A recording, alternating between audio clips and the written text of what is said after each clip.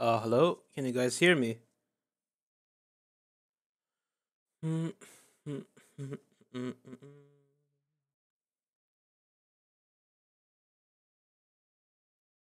Oh, we can? Alright. Let me log in the game. I just came online on a short notice, so give me a minute.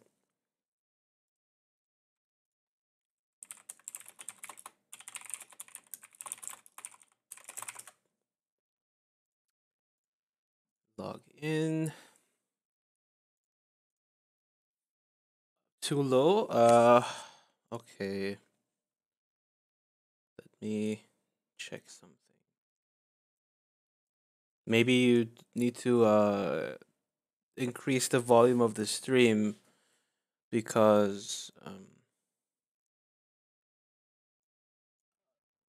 Flavio was probably too loud. I don't know. Hold on.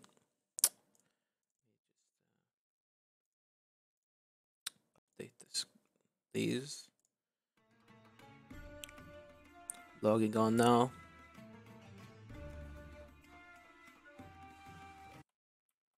And I think I found out why my OBS is so slow whenever I try to update uh, anything related to text. It's because I have about 4,000 fonts installed on my PC, and it takes forever for uh, for OBS to load the type tool. Let me just fix this real quick.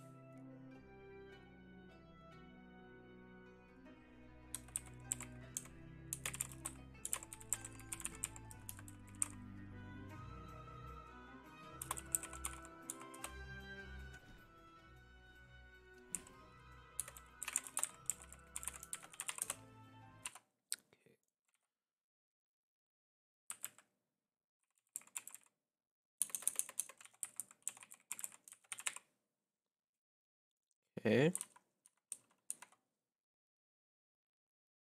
4,500. Yeah, still low.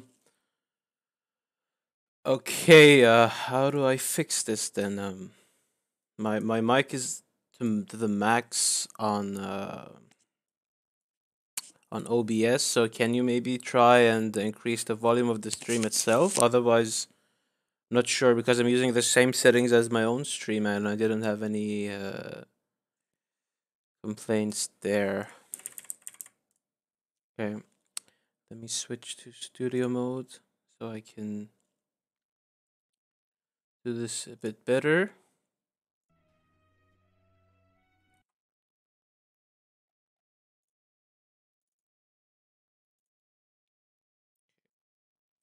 Should be seeing the correct screen now, but Poseidon still isn't here. He's not online actually. Let me try and get him here.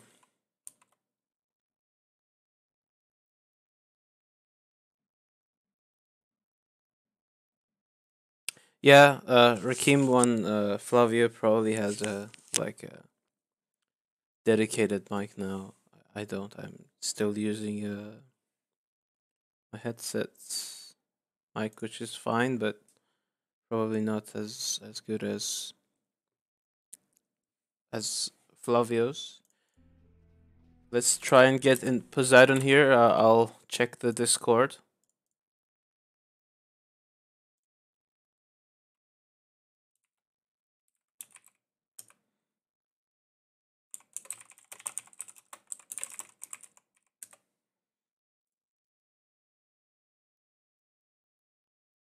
Oh, all right. Well, it seems like Poseidon is going to be here in about 5 minutes. So, meanwhile, if you have any questions, I'll gladly answer. Um, if you also haven't checked out already, please check the preview for tomorrow's balance patch on the PvP Discord. There's going to be a balance patch tomorrow as well as all the other changes. So Have a look. Let me know what you think. Make some lottery meanwhile. No, this is not my own stream. This is the official stream. How to beat Zeus? Don't lose. Make units, make villagers. You can do it. Don't die to the initial rush. Uh, yeah. Just wait here till we get somebody. Yeah, just. Oh, it's best of three. Yeah, thank you for pointing that out. I need to delete some of my fonts. I deleted about 1,000 already, but it really became tiresome. So I thought I would just delete like 500 a day until it speeds up again. Stuff 3. How do I not be bad? I think since you can stream, you should try and like watch your own POVs, especially after your losses, and try and think what you did wrong at every point of the match, then try and fix those. Yeah, or like Erie says, just be good. Like if you've ever watched Shrek 2, did the end where that huge gingerbread guy is drowning. He says, "Be good." You should just listen to him and be good. Uh, Poseidon's still not online.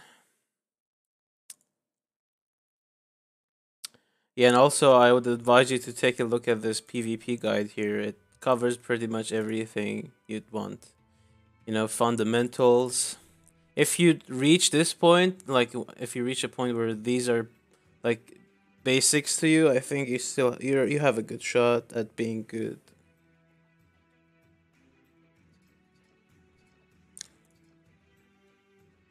Thanks to Recon, by the way, for helping with these screenshots. All the red guys are Recon's units. He even like changed the gear on his units for different picks.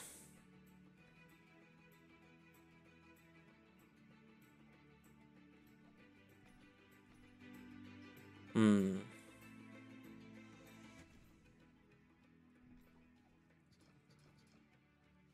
Yeah.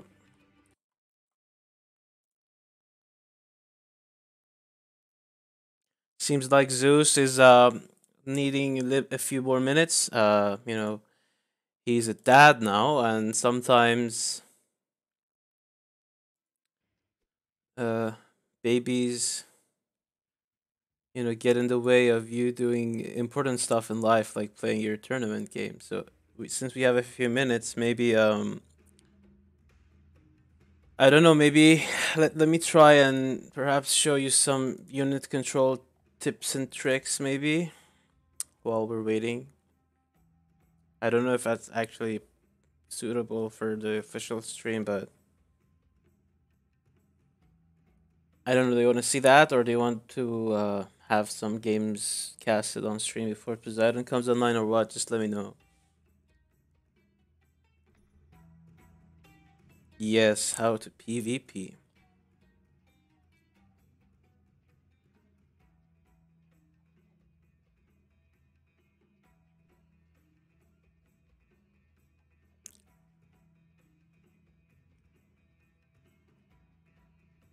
No, I'm just talking about some stuff like unit control and how to position your army and stuff like that.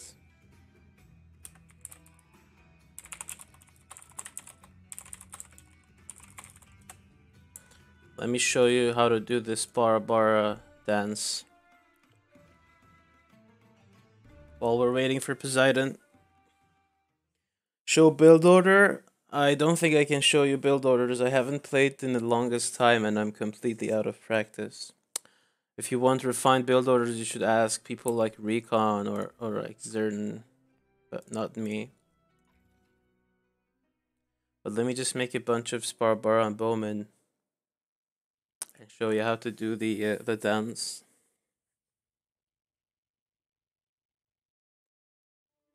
Or Mista, yeah. Making the best builds since 2011.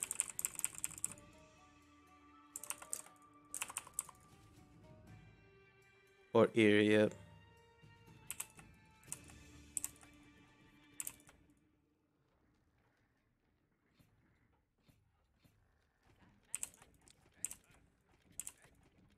Should actually save my resources for the moment.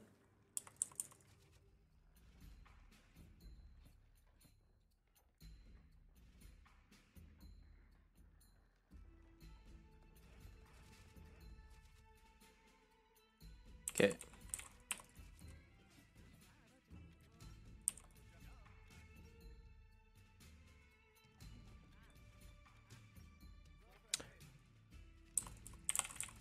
Oh, something I can show you already, I guess, for like hunts. Let me show you something.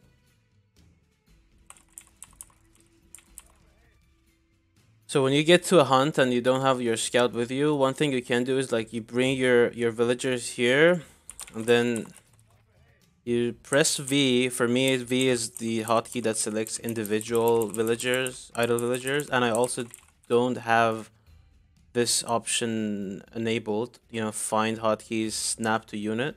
So I have it disabled.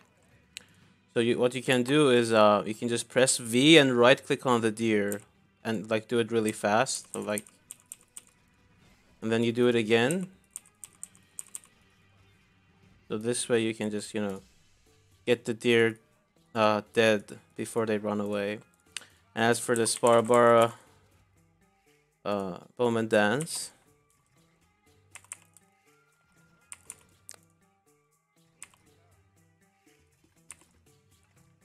so what you want to do with your Sparabara and your Bowman, you usually want to have them on a separate group. Like one, I usually pick one for Sparabara and two for Bowman most of the time. Then what you want to do is you want to have your Bowman like shooting, then moving back and shooting again, while your Sparabara is just body blocking uh, your Sparabara body blocking the enemy. It's not gonna do. I mean, show like. I mean, it's not gonna look all that well against the AI, but I can try to show you. Also, when retreating, I see people do this kind of kiting with their army. So like they do this, they stop, they run away, then stop and do run away and stop, and this is really bad because your meat line is always going to be in front. It needs to be in front, but this way it's in the back, so your archers just get destroyed by the opponent. So what you want to do when you're retreating, you want to hold control. So yeah, you hold control, then right click away with your archers, then you hold control or like drag box the rest like that. Okay. So here, like we do this, the spar bar go back. I mean the bowman go back, then you try and run away with the bowman while body blocking with the spar bar. I mean I'm not doing the best job of the dance right now, but you get the idea. Like the spar bar just need to stop the enemy from touching your bowman. If this was a real game, it would be easier for me to show you, but it's just two hotkeys. And if you want, you can attack move your Sparabara. Then also for like if you want to kite with only bowmen, one thing you can do is like you can just peel away your units, your bowmen group by group rather than moving all of them. This way, while these guys are running, these guys are attacking.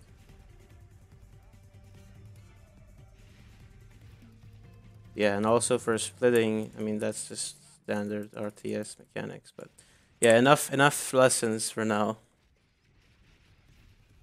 What's your opinion on Shield Wall? I think it's the most underrated tech for Persians. But you already baited me into saying that. Uh,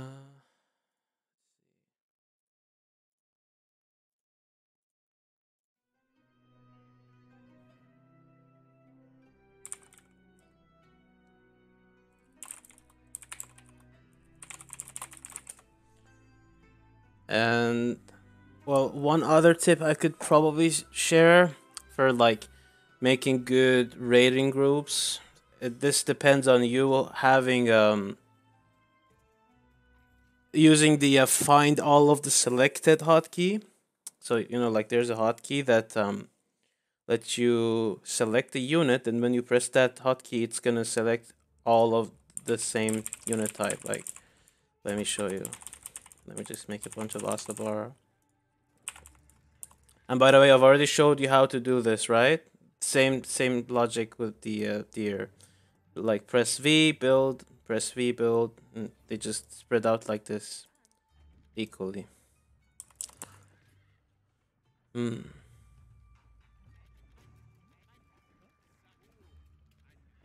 Also, the tip of the killing the deer works exceptionally well with Romans, Greeks, and Egyptians because their villagers have an instant attack animation.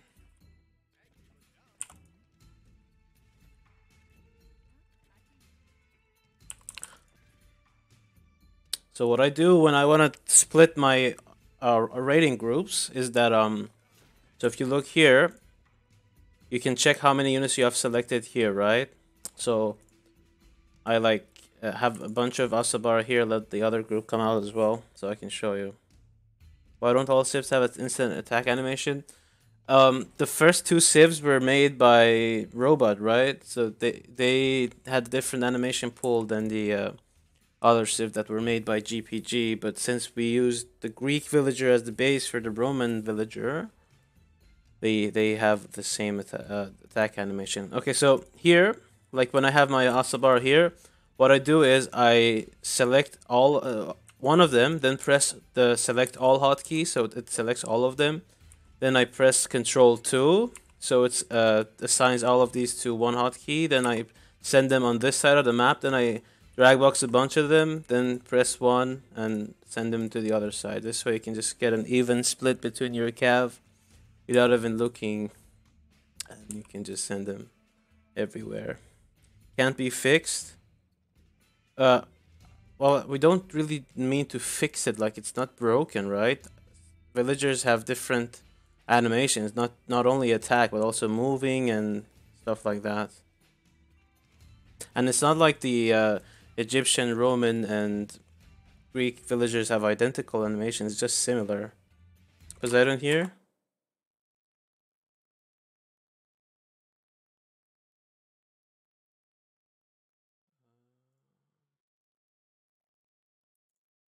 Oh, okay.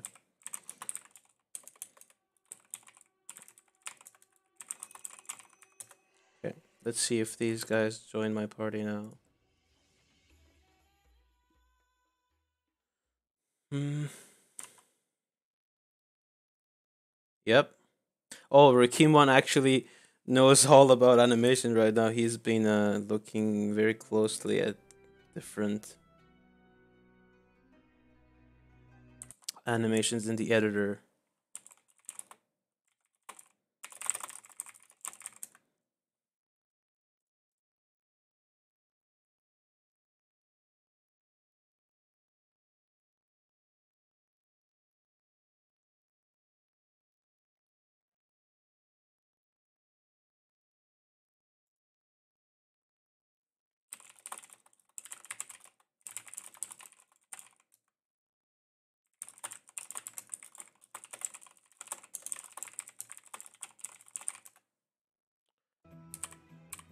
Still online.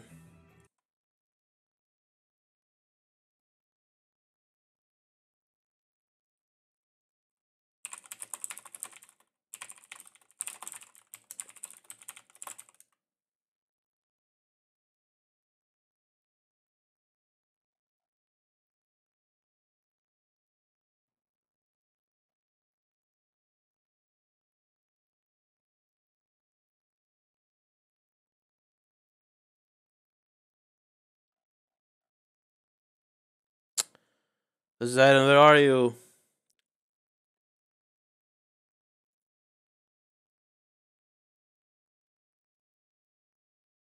Oh, that's neat. Light go.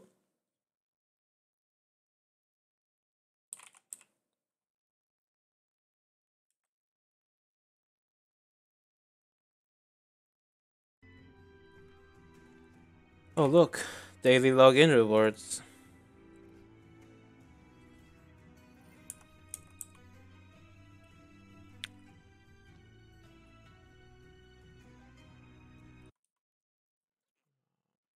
Let me just ping him again.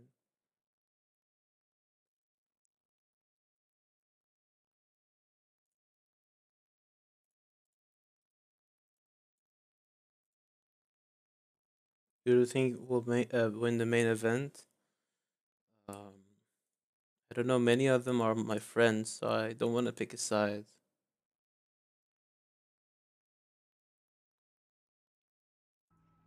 Maybe Recon, Eerie, Zerden. It's hard to say. Oh, finally, there he is. All right,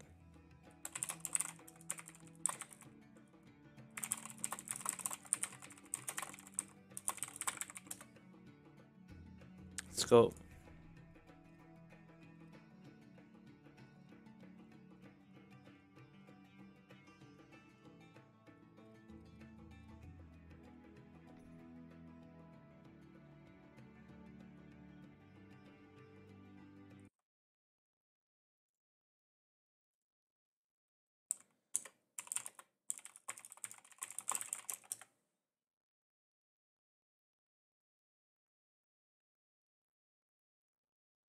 Many, but not all. um,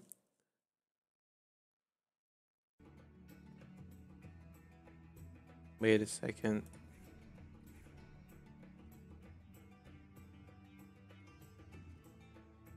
He says he needs to restart. Get some resident sleepers in the chat, guys.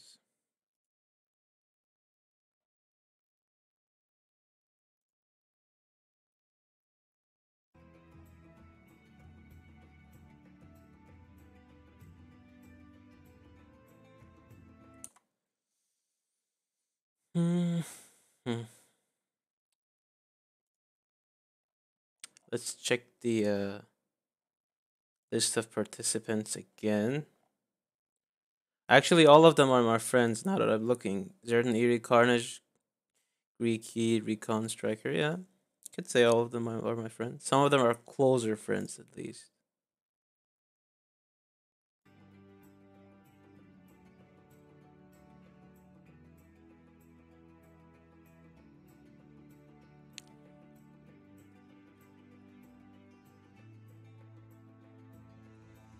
Hmm.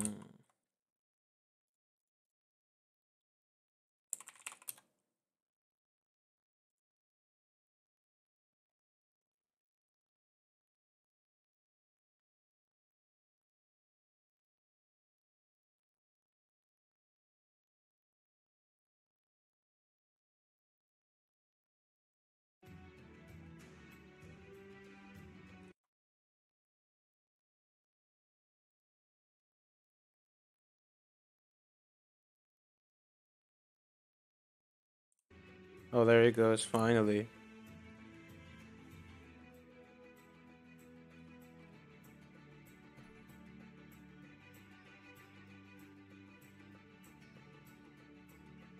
Is it gonna connect? Let's see.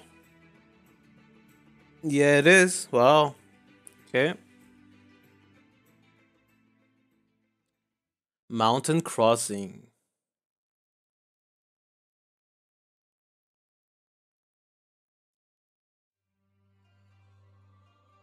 How come player 2 is this side? Okay. Then I guess we need to make some adjustments.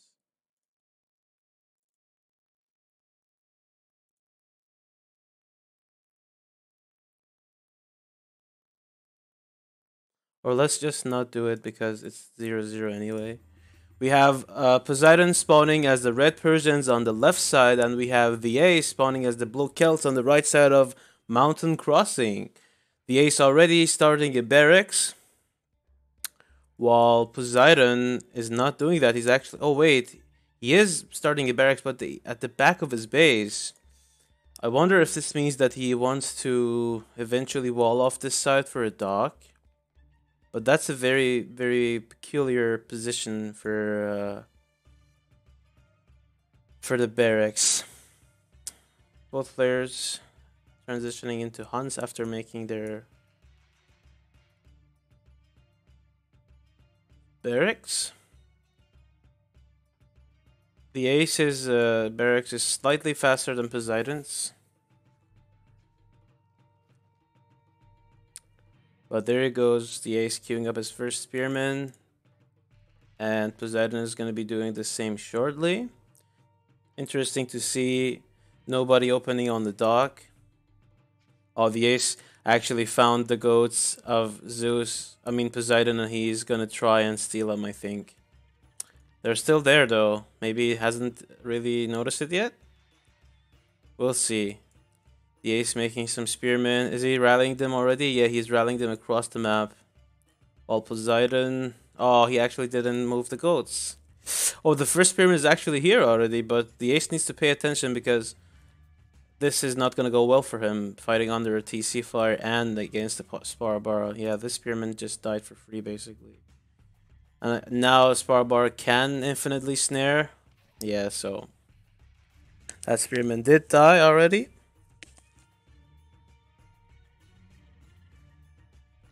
The Ace starting at house now. No dog for either player just yet.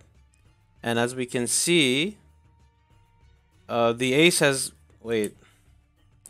Not sure about this, but I believe that the Ace's spawn is safer than Poseidon's, because Poseidon can get backdoor docked from this side, but not the Ace.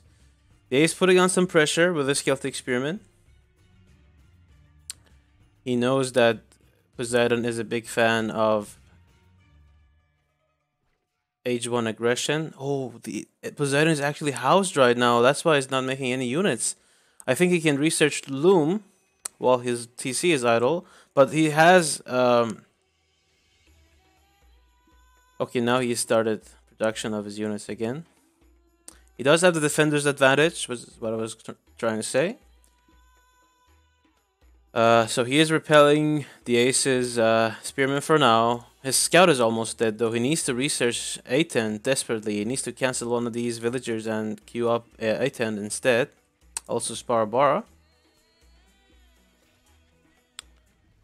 But the Ace's Spearman count is dwindling actually. He is also getting Picker's Gloves. Okay, so he's not going for a dock. Interesting. But Poseidon isn't going for it. Oh, actually he is. Okay, Poseidon is going for a dock compared to the Ace going for berries. So the Ace is going to be on a worse food income compared to Poseidon. Starting now.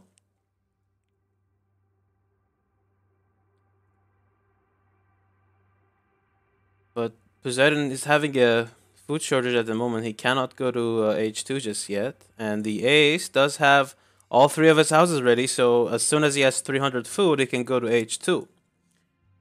Let's see though. The Ace actually comes and destroys the Hunt storehouse for Poseidon, whose queue is fully empty at the moment. I think he's just trying to get to H2 ASAP, but not sure. I think he could have... Yeah, he's trying to do that actually. Ooh, the Ace needs to be careful though. He doesn't want to get his entire army trapped here. Yeah, the Ace does have 300 stone already. You're right. And he's queuing up some more stuff too. So he has 16 villagers on food in age 1. That's a large number of villagers to have on one resource. There he goes. He's going to click on age 2 now. Okay.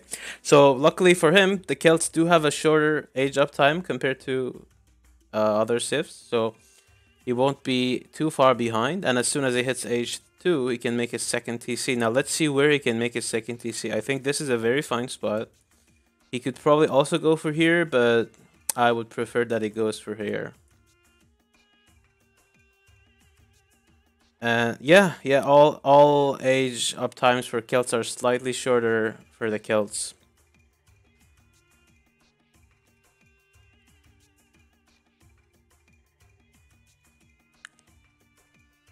There he goes, Poseidon. He aged up. Let's see where he makes a second TC. He can also put it here. This is a very fine spot for a second TC. But no, he decides to put it in an extremely defensive spot. Oh, and the Ace actually puts his TC there. Nice. Now, I'm not sure why he made a storehouse here. Like, he could have put the TC here and used the 2 for 3, basically, TC. But this is also fine. Poseidon now making an archery range. His queue is empty though. 24 villagers to 22. Wow, so somehow he's ahead in worker count. I guess it's because of the fishing boat. Yeah, Irian Crawler. Actually, that's right. So what you do is you gather gold. You sell your food. No, no, no. So this is the correct order. You gather food from berries. Then you sell your food at the market. Then you buy wood with the food that you sold and gave you the gold. And then you buy wood to make farms to get food. Yeah, that's exactly uh, the exact steps to how to throw your resources in the trash can. Uh, Poseidon now making a stable. So he's going for 111. Whereas the Ace is only making a second production facility now. Yeah. But yeah, let's compare like Silver Age for Persians, 60 seconds, for Celts, 55. And it's the same for the Age for 27 villagers for the Ace, 30 for Poseidon. So Poseidon's still ahead in worker count. But the Ace does have map control. He's actually already walling off here. Interesting. And also, nobody went for the neutral pawn just yet. And the Ace also didn't use his back pawn. Not sure why. I guess he really likes berries. But he is taking map control now. He does have his army all the way across the map here. Zidon starting to expand a bit out of his base. Getting this hunt storehouse now too. Let's see though, he doesn't have any of his storehouse techs just yet. Well, the Ace does, so... So he is going to be ahead in economy sooner or later. He's actually going for fast H3.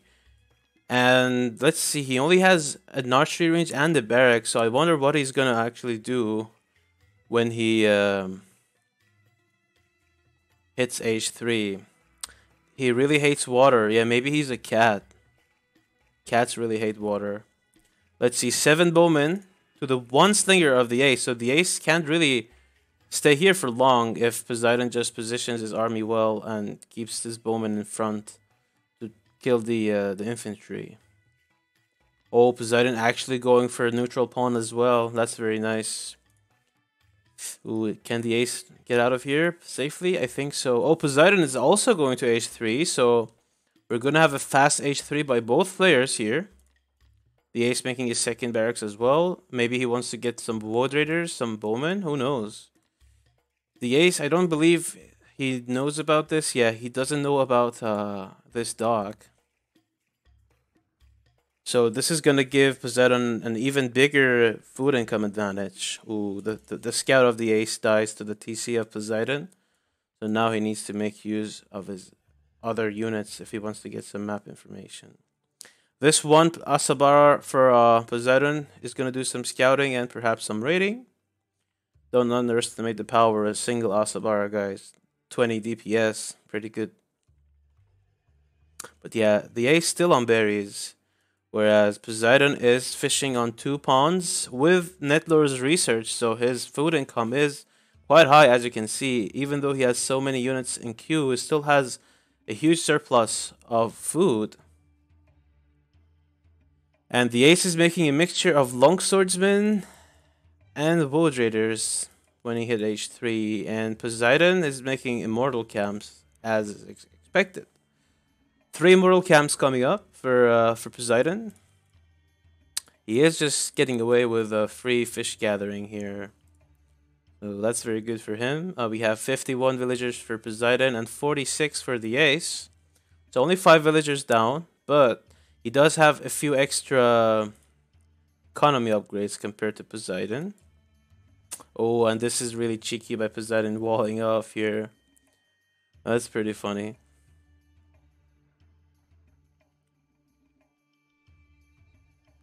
Now, the Ace has only 6 slingers in his army, so his front line is the majority of his army, and if they clash, I think, well, Poseidon only has a handful of bowmen as well. He is making immortals now, though, and look at those guys. They look really badass. Look at his immortals. Paid labor incoming. No, I don't think I've ever seen Poseidon use toggle text in PvP. But would be cool. Would be cool. 52 villagers to 59. There's the 30C for Poseidon going up, and he's actually researching net weights, so very, very good for him. I think there are still at least 2 more fish here, and also a lot of fish down on this bottom pond, so very good for Poseidon to research that tech. Gives even more conservation, so you get like 1,500 food from a single school of fish, so that's a lot of food. Another barracks coming in for Poseidon. So let's see if he wants to make some more Sparabara or I don't imagine he's gonna go for a Spearman. Yeah, he is making Sparabara, and he also has Sparabara Champion. And the Ace has not been queuing villagers for a long time now, 53 to 68. So that 5 villager gap is now 15. Huge villager gap between these two players at the moment. So the Ace really needs to make something happen if he wants to stay in this match. Oh, nice. He actually found a Rhino. Sparbar Immortals is a brutal comp. Yeah, I think it is. Oh, wait. Is he gonna get Shield Wall? I would be very happy if I saw that.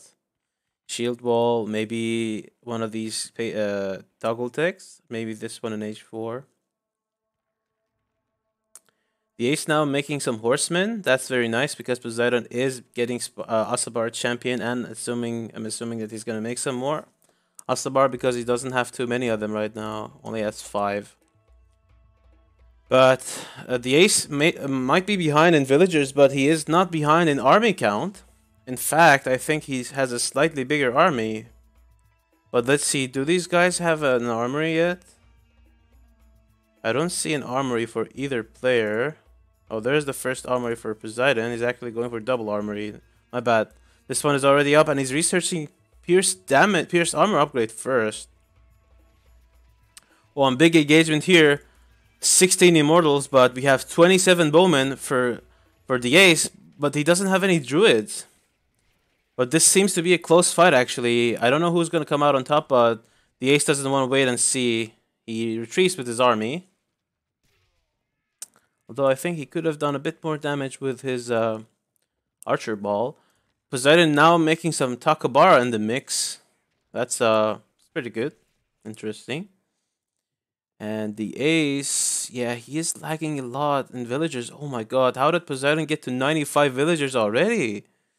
That is insane. That is a lot of extra workers Poseidon has over the Ace. He even has 6 fishing boats in the bottom pond already. Wow. Yeah, he really did a huge boom with his worker units. Oh, there's a druid here now, I think. Yeah, single druid here healing some of the damage. The Ace making a lot of bowmen, though. I think he's gonna end up with a huge bowman ball. And let's see, 19 bowmen for Poseidon, 14 immortals, 6 Sparabara, and 6 Asabara. And 1 random spearman. So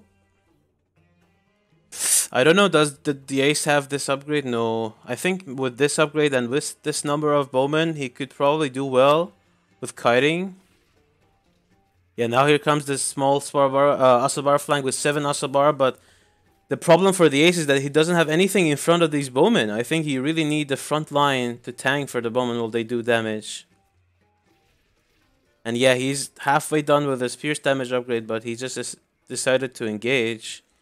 And this fight does not seem to be going too well for the Ace. He needs to retreat. Yeah, he's going back, and Poseidon is just keeping maxed at 97 villagers to the 64 of the Ace. And pushing in with Immortals, Takabara, Asabara, Sparabara, all the good stuff. The Ace does have a food shortage at the moment, but he never really utilized any of the water, and he gave Poseidon free control of the neutral pawn. So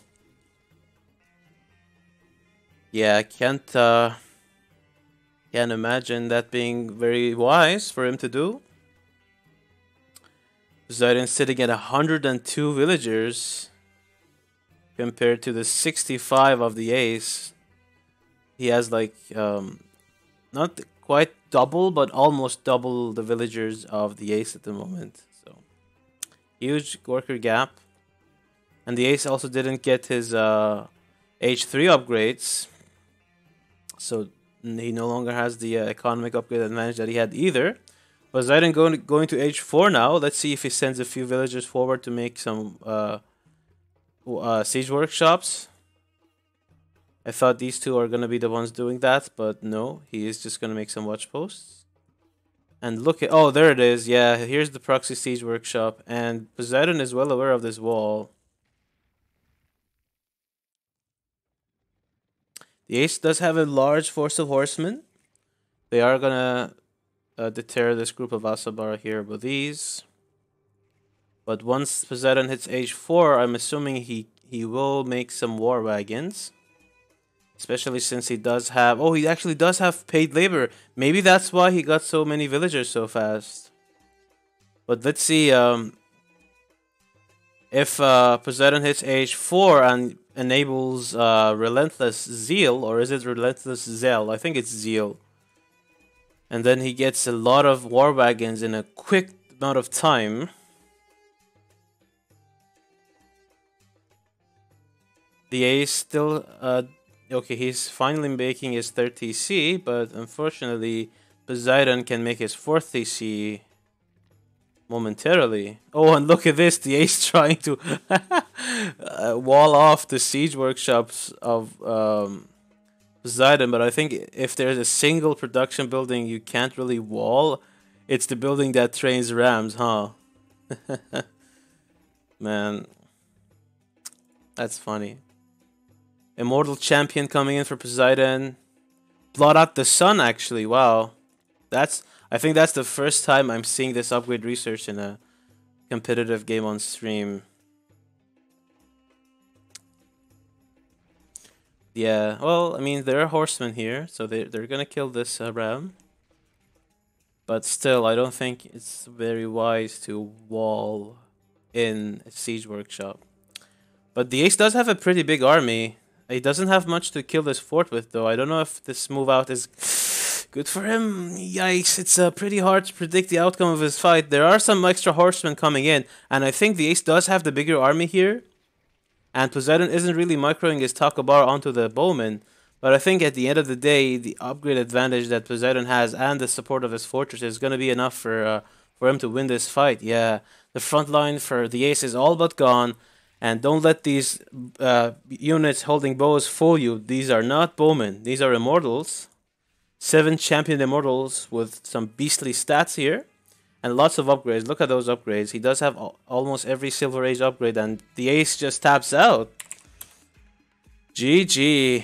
Nice fight for Poseidon. Look at that. 98 villagers to 69 of the ace.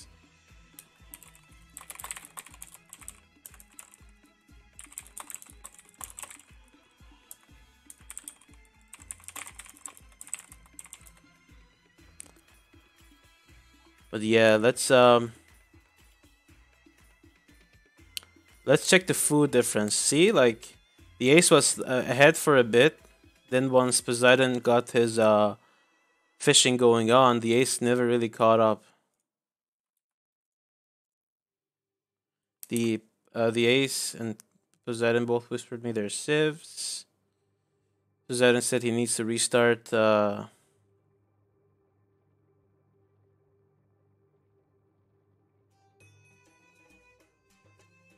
he needs 2 minutes to get back, so we'll wait for him. But let's see. Yeah, 3,000 extra food and 11,000 extra resources overall. Eagerly making predictions on the civs, and I can tell you you're half right. But not fully right.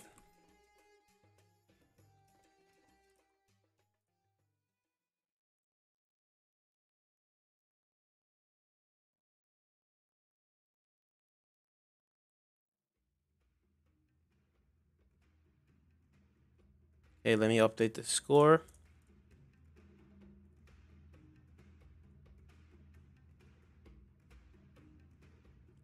Never see CVC anymore. We almost had a CVC the other time.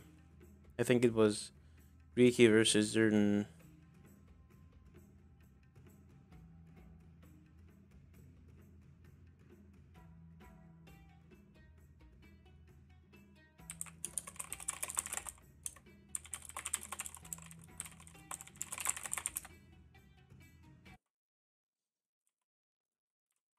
One for Poseidon.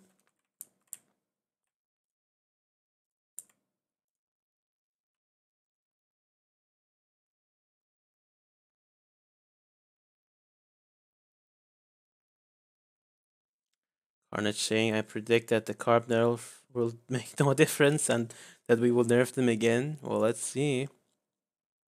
See if you're right.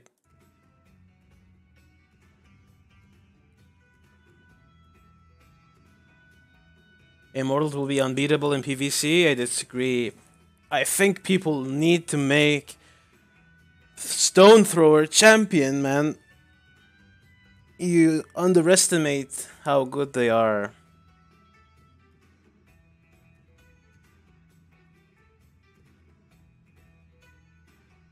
Points? I didn't make the prediction. Whoever made the prediction, please update. Well, I mean, I think it was the bet for the entire series, not the first match, so either way, it's too early.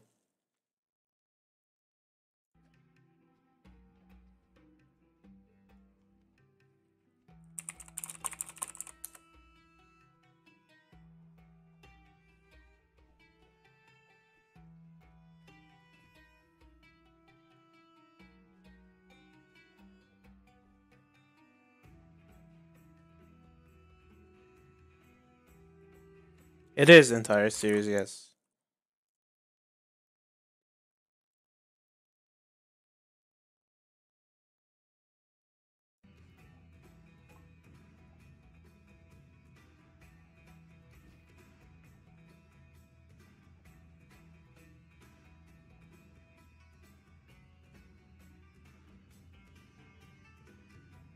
The next map is going to be equal footing based on the ace's choice. Champion with champion horse monks and stone throwers. But you need to make another name for them then. Stonk Thrombers or something like that. Disappointed that you used the original name. But alright, here we go.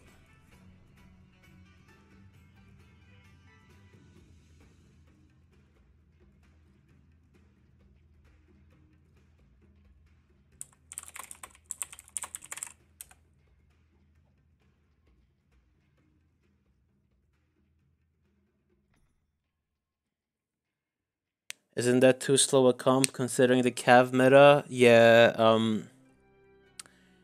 we're discussing ways to shift the meta towards a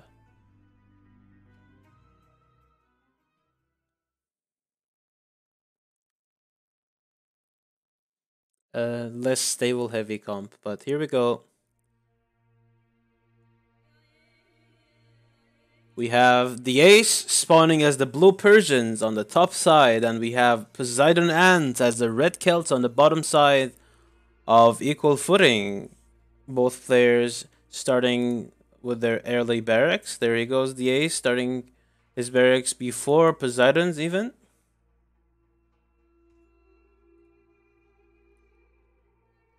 I think the Ace is going to be a little late with his food gathering though. Okay, he finally goes there. And I think, yeah, okay, there he goes. He should be fine. So he forgot to kill. Okay, nice job by the Ace paying attention. And let's see, both players do have at least 2 safe hunts and 2 golds, so we're good. Poseidon starting his barracks now, but it is quite a bit later than the Ace. However, it was the better choice here because, as you can see, the Ace is lagging quite a bit with villager production. Oh, Poseidon even has a third safe hunt here.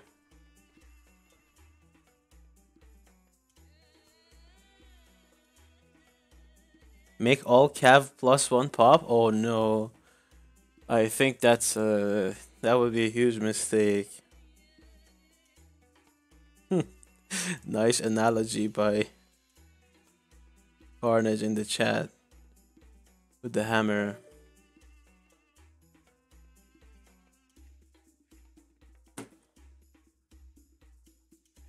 We'll see, we'll see.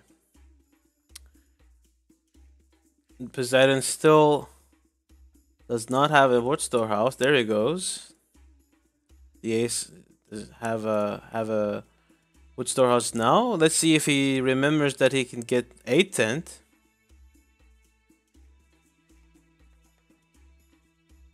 So the ace is the one being on the aggressive, it appears. Already has Barbar on the way, but Poseidon is ready with his Spearman in position.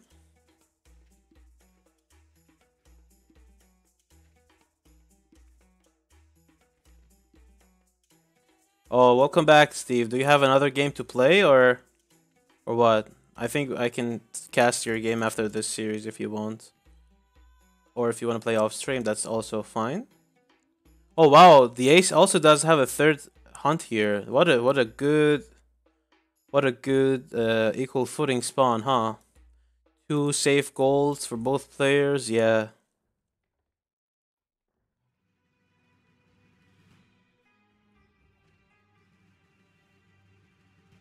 Very nice.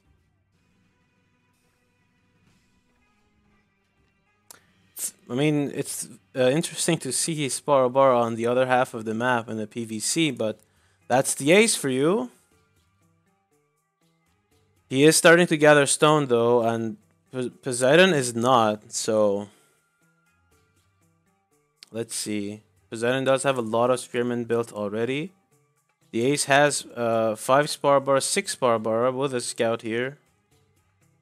But I don't think he can stay here. Yeah, I can cast your game if you want. Just ping me on Discord and we'll get your game cast here. I have time. Not too late for me yet. The ace is sitting here and his scout is actually tanking a lot of damage here, but he only has 6 Sparabara to the 8 spearmen of Poseidon, but for some reason Poseidon is actually abandoning this storehouse and not fighting back too much. Yeah, that's strange. But I guess there's a first time for everything. You see Sparbar knocking a Celt player off his hunt. Although, to be fair, only 1 deer is remaining here, so the Zeus is probably just fine losing that. He does have 2 more hunts here. Yeah, the ace should be backing off now, and he is going to do that. He does not have 810 researched, and he is not an H2. But he does have, just like last game, he has enough stone for a TC already, so he just needs to stop gathering stone and perhaps focus on getting to H2 ASAP. I think he can go there now. Okay, there he goes. H2 by the ace coming up. He does have a second hunt storehouse building already. He does have 8 Sparabara here, but they're also low. But Poseidon doesn't have much military either. He already reached H2 and is building his second TC. So if anything, the ace is ahead in the sense that he forced the Celt player to build his second TC right inside of his base, whereas usually the Celt player is the one dictating the pace of the match. The ace does have 11 Sparabara here though, and Poseidon only has 8 spearmen. Although they are making their way to this hunt storehouse, and Poseidon knows about this, and I don't know. Oh my god, look at this. Is the ace going to be able to snipe a few villagers here? Because Barabar don't care too much about TC fire, but he can disrupt the building of his TC by a little bit if he wants. Okay, he does not get any villager kills here. He does force Poseidon to garrison a bit, but at the same time, these spearmen are knocking him off his hunts. And I don't think he... Well, okay, I think Poseidon could have denied this this storehouse as well, but he didn't do that. He is happy just killing this storehouse for now. Second TC going up by the ace. He's only putting 4 villagers on it though. Maybe he wants to use these guys as well to build the TC, because with 4 it's gonna take him a long time to get his TC up. 22 villagers to the 23 of Poseidon, and that number is only gonna get worse and worse for the ace. Okay, yeah, he does send some more villagers to build the TC now, but it is in a fairly decent spot. It's protecting this gold. It does give him access to two boars. If he researches hunting dogs, that's a lot of food. And then if he wants to gather from this hunt, this TC can relatively protect him. I mean, protect him relatively well from any potential raids. Let's see. Poseidon, with all of his upgrades, actually very nice job with getting the economy upgrades in the storehouses. He is gonna try and put some damage on the ace's economy here, but I don't think he can get much done. Yeah, the ace. Perfect reaction time, garrisoning his villagers just in time. Yeah, good job. 28 villagers to 26, so the ace still not very behind in villagers. He does need to put some guys on food though, and I think he is going to do that now, putting down a second archery range as well. And wow, Poseidon is going for 3 barracks, and he is skipping H2 almost. I think he's just going to go for mass woad raiders, and I think that's a pretty fine choice, especially given that the ace is going for a bowman heavy comp, so he can't really move out for now until he has a sizable bowman count, and that's exactly what Poseidon needs: time. Time that he can use to make some mode woad raiders and get control of the map. He is almost to H3 already, with 3 barracks waiting for him to H3 so he can pump out those woad raiders. Striker saying Poseidon doing the right strategy. Yeah, perhaps. I mean, you need to really be on point with your scouting in PvC. If you get the feeling that your opponent is going for fast H3, you can also try and get your own fast H3. But then also the Celt can, mind game you. If you just blindly go with Immortals, they will just not make woads. They can just make horsemen and bowmen. So you need to be careful with that. Yeah, the ace is 35 villagers to the 31 of Poseidon, so still not too bad. Only 4 villagers behind. There's the third TC of Poseidon being built though, with 9 villagers, so it's gonna be up quite quickly. The ace still not anywhere close to age up, but he is moving out. He is sitting in the base of Zeus, and I don't know if this is the right move out. I really hate moving out against Celts like that with Persia so early. Yeah, he just cannot stay here. This is a mistake I see repeated so often in this matchup. You see the opponent. Yeah, there's the GG by the ace. He just taps out.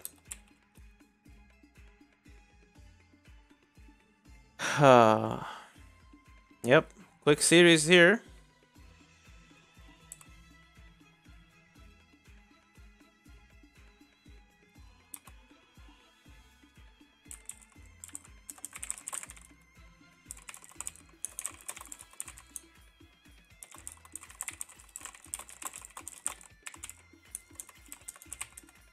Okay. Steven Verhoover, are you ready in the game? Let me know and I can invite you.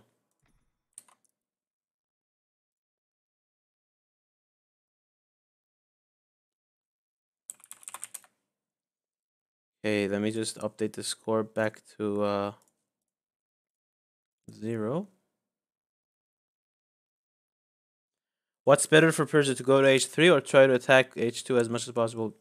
Just don't move out against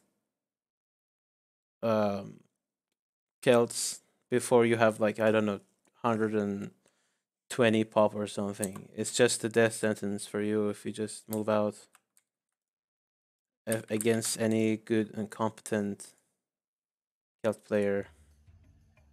So, quick series. But luckily for the ace, it only lasted 9 minutes, and I think that was the best way for the ace to go out.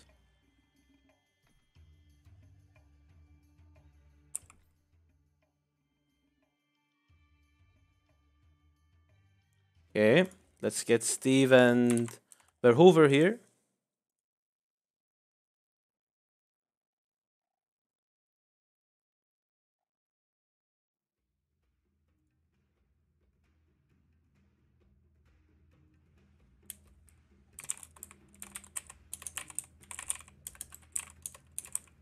Steve is already in a party.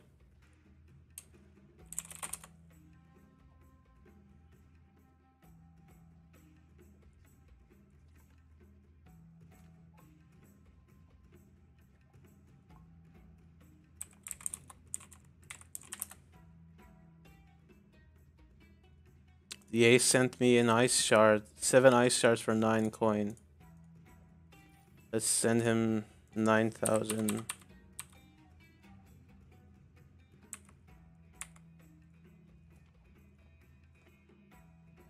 Okay. Now we're waiting for Verhoeven.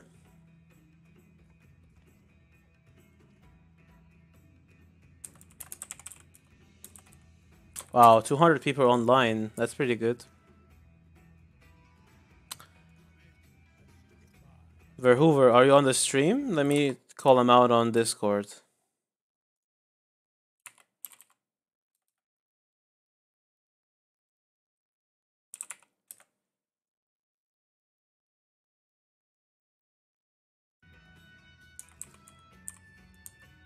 No, there he is. Nice.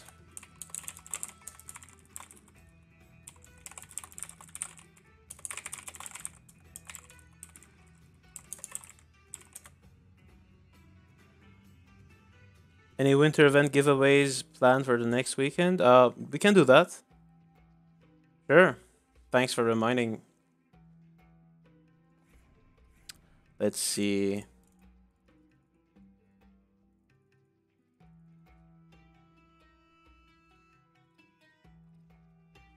I need to update. Well, never mind.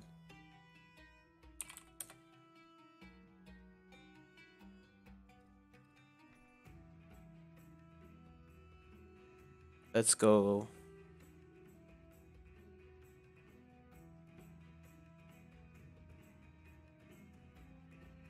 Verhoeven. Accept.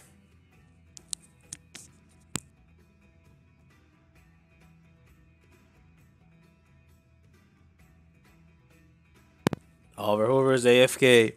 Oh, there he goes. Make my color green? Yeah, but I mean, it doesn't make any difference, right? I'm just a spectator. Otherwise, of course.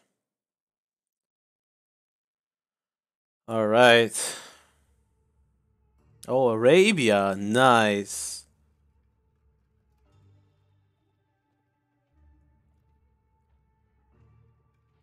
All right. Wait. What is Steve doing? He's AFK? Steve AFK?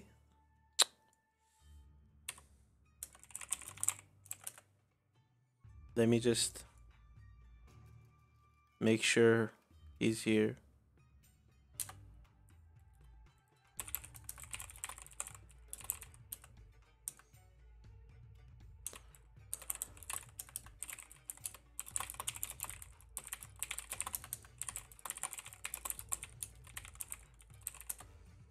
All right. Steve thought this is a connection test, so we're just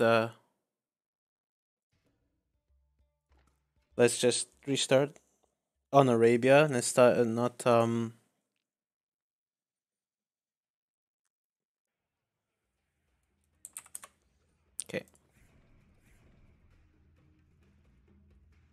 I'll just put it in green just because Igor asked. Let's go.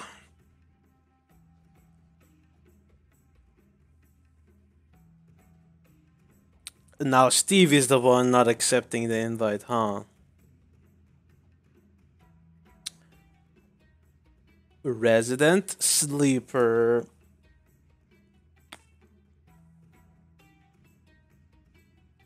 Okay. Still waiting.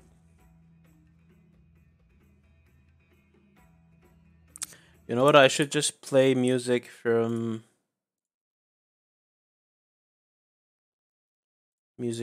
outside the game.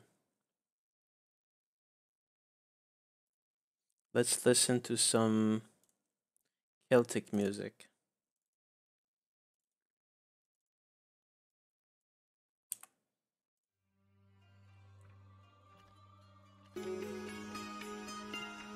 Oh, too loud. All right.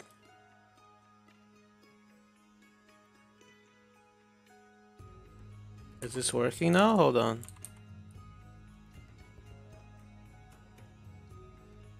Roman soundtrack? I don't have them ready here. Or wait, maybe I do. Well, it's too late for me to check now. I'll check later. Okay, let's get back into this game. We have I am Steve spawning as the Blue Norse on the top right, and we have Verhoover as the Red Greeks on the bottom side of Arabia. This is one of the largest maps in the game, if not the largest. So I believe this is going to make for a very interesting and long first game of the series. Wow, Steve already found his hunts here, so instead of gathering from berries, which is the norm on this map, we see him starting off gathering from the hunts. But Verhoover already found out about that, so... Oh wow, look at this! Barracks. Coming from Steve, and he's also building it only with a scout. So it's gonna be a long time before his barracks is actually up, because scouts do build at half the speed of villagers.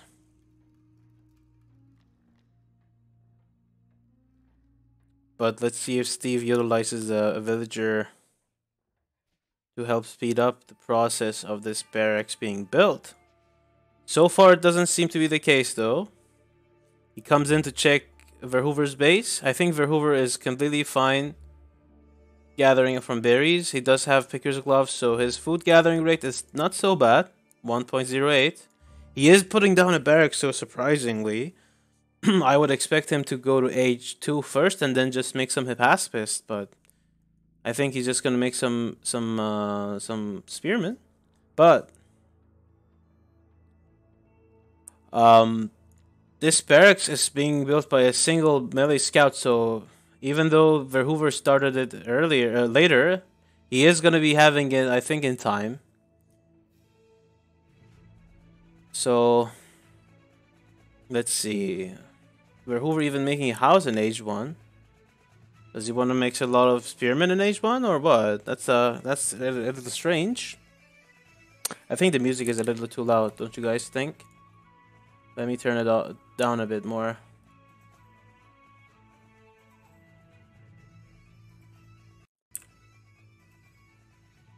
Okay. Verhoover is making some spearmen now. The ace is aging up. He has a few spearmen in queue, but I think he's just gonna transition into throwing axemen next. He started gathering stone now also, where Hoover was faster with it though. And he does have a very nice 2-for-1 storehouse, but unfortunately, this house is, for some reason, blocking the movement of... Okay, now it's fixed. This house was making this villager go all the way around and waste a lot of walking time.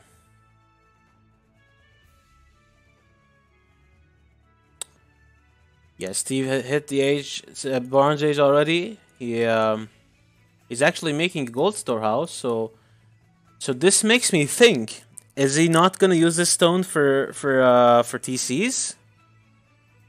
Is he gonna tower rush? That would be very interesting.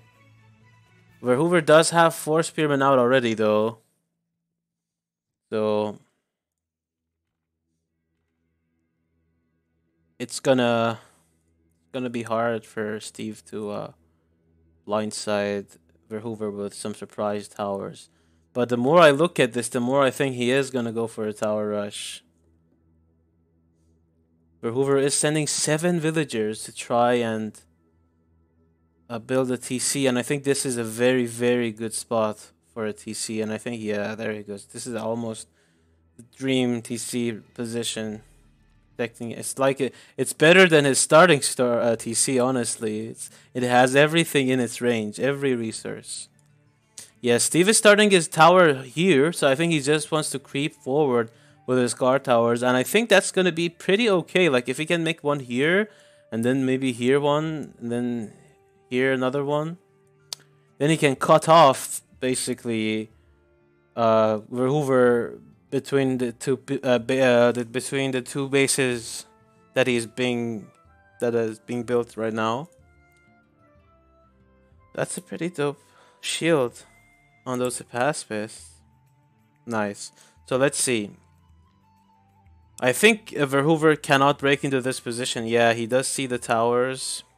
And Steve, yeah, he is going to make this another tower here, but I think Verhoover can deny this one. Yeah, there's no hope. Yeah, I think he needs to fight and then make another tower.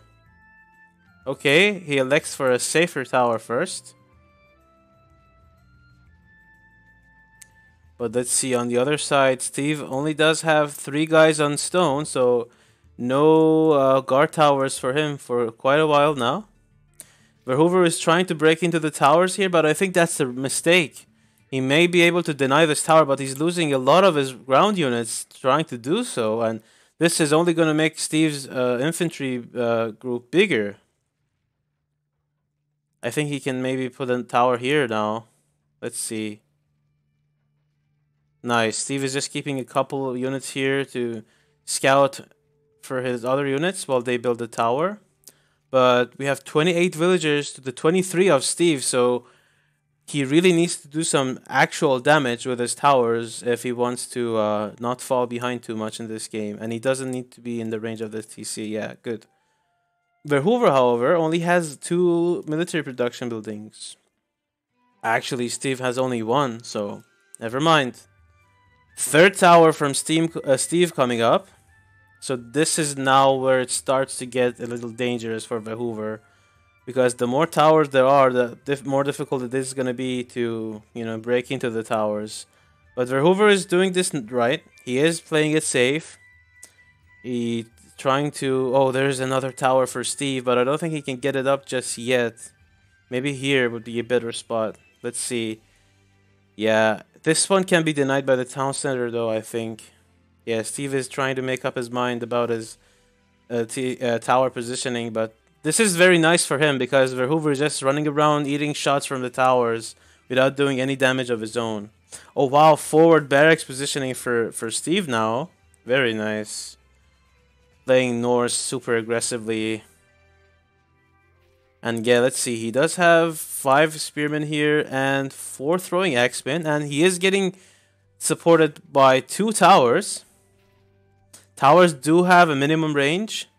So this is nice for Verhoover, trying to sit under the tower and not let it shoot the units under it. But because there's another tower protecting this one, Verhoover still hasn't managed to take down this tower yet. He does not have Freya's Blessing just yet. But that's a very good upgrade for Norse to have. Helps them a lot against ranged units. But Steve is starting to finally secure a foothold in the base of Verhoover. But he is down 10 villagers already, 12. Lag spike? Yeah, I don't know. Maybe it's my stream lagging. Let me check something.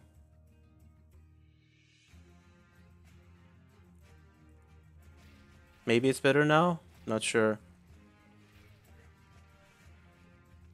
Yeah, Verhoover has a very small army count right now, but he does have a huge villager lead. So, I don't know. Hard to say what's going to happen. Verhoover is building towers of his own.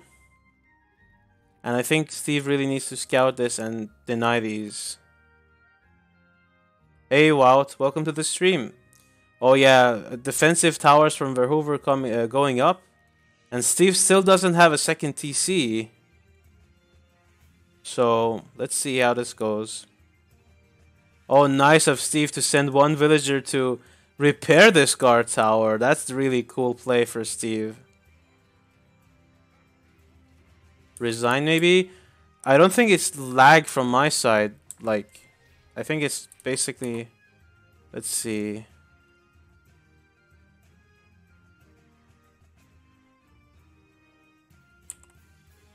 Maybe this makes it better. Hopefully. Yeah, we have 51 villagers to 37, so Steve really needs to get a lot of damage done here if he wants to have a shot at this game. Verhoover has towers of his own up. Oh, this song, I need to switch this out. Hold on.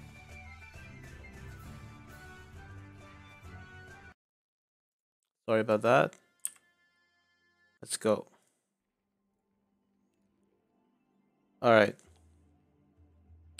Steve can finally build a EC soon? No, he's lacking 100 stone right now.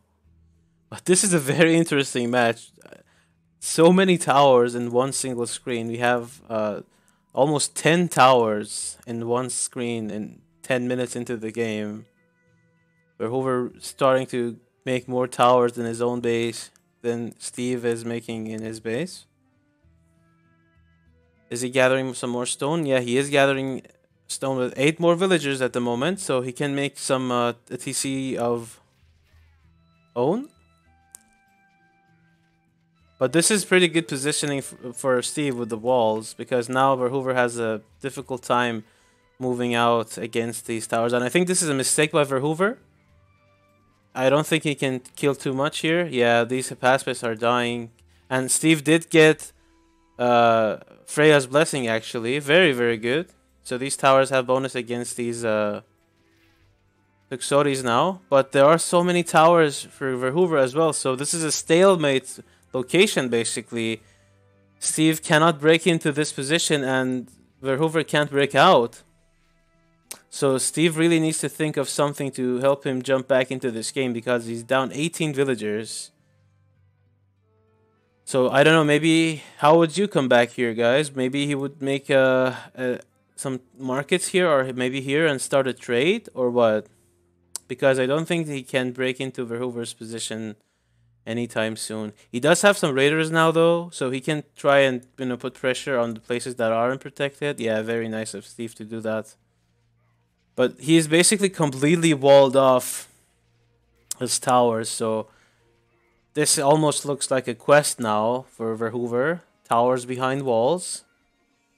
And let's see if he can break these towers. This tower has 2 health, literally. Only way is to lay more. Go H3 and make forts. Nah, I don't know. Yeah, look at these raiders. Only 3 raiders doing so much chaos and damage here. Really nice by Steve. He does have a second TC up now. So he can slowly start to catch up in this game, but it's going to be a long while before he can do that. This tower is still alive. I'm surprised. And Steve is still not letting go of these towers. So let's see how this goes. Verhoover making more and more towers in his own base. And let me remind you that both Norse and Greeks have towers that cost 100 stone, so these are not cheap for Verhoover to make. Every tower he makes is 100 stone gone, which he is not spending on armory upgrades or other stuff. And these raiders are worth their weight in gold. Verhoover is actually sending more villagers here, and these raiders are going to be happily attacking them. But on the other side, Verhoover's trying to break into Steve's position finally. Let's see if he can. These Tuxotes are being attacked by upgraded towers. This one tower with 2 health has been alive this whole time. And look at how much damage they're putting on these Tuxotes. Yeah, this is pretty funny. Like, we have towers attacking each other almost. But yeah, Steve is pretty much all in on this position, because if he loses these towers, he's going to lose his production facilities. And, he doesn't have much back home. He's actually transitioning into farms. And Verhoover is actually making Sarisophoroi. And I don't know why he's making him. I guess it's for tanking the towers. But he could possibly also go to H3 and maybe make some Prodromos. Not the ace. Steve is going to H3 now, so maybe he is listening to Carnage. going to h3 and lame even more. Verhoover finally has a few spearmen out to defend, but I think Steve can send some more raiders. There goes that 2 HP tower finally, but yeah. Ah, they are great versus throwing axemen, right? Yeah, I suppose. I mean, throwing axemen do have very, very low base DPS, so yeah, they would do nothing to the series, sure. But I think Steve can possibly kill these units. I mean, let's see, 70 villagers to 60, so Steve is slowly catching up in villager count. And he is H3 to the H2 of Verhoover, but let's see how Steve actually utilizes his H3 advantage. Is he going to make another TC, or what? In this situation, would you hotkey towers? No? Just click on the towers. Click, right click. Hotkeying actually doesn't help you much, because you need to micro the towers like individually if you want to be, really try hard. But I guess you can micro them in the sense that if you want to look back and move your camera, but you can also just hotkey your army, and they'll be on the same screen, right? Steve making a fortress right outside of the base of Verhoover. So then, if he makes some Farby orders, then it's going to be difficult for Verhoover, because almost everything in the arsenal of Verhoover right now does pierce damage, and Farby orders have 85% pierce armor, I believe. So it's not going to be easy for him to kill them. He does have a 2 markets all the way back. Even a second fortress coming down for Steve, so he doesn't really want to make any sort of a third TC. He's just going all out with the aggression. This reminds me of a game I played against Von Bilski many years ago. He tried to do the same to me almost. It was a Persia mirror, and then I went for TC first build, and he went for stable first, and he contained me. A pretty fun game, and this game kind of reminds me of that. Especially this part, where Verhoover finally managed to stretch himself thin and get some markets going. But yeah, no Farby orders for Steve just yet. He does have 2. Oh, there they go. Farby orders coming in.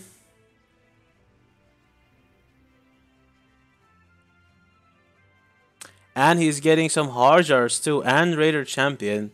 While Verhoover is getting Hoplites, Tuxotes Champion, and he did get the Guard Tower upgrade for himself too, so that's very nice. Steve pushing in now, but look at all this, all of these arrows being thrown at Steve's army. It looks like legendary quests almost.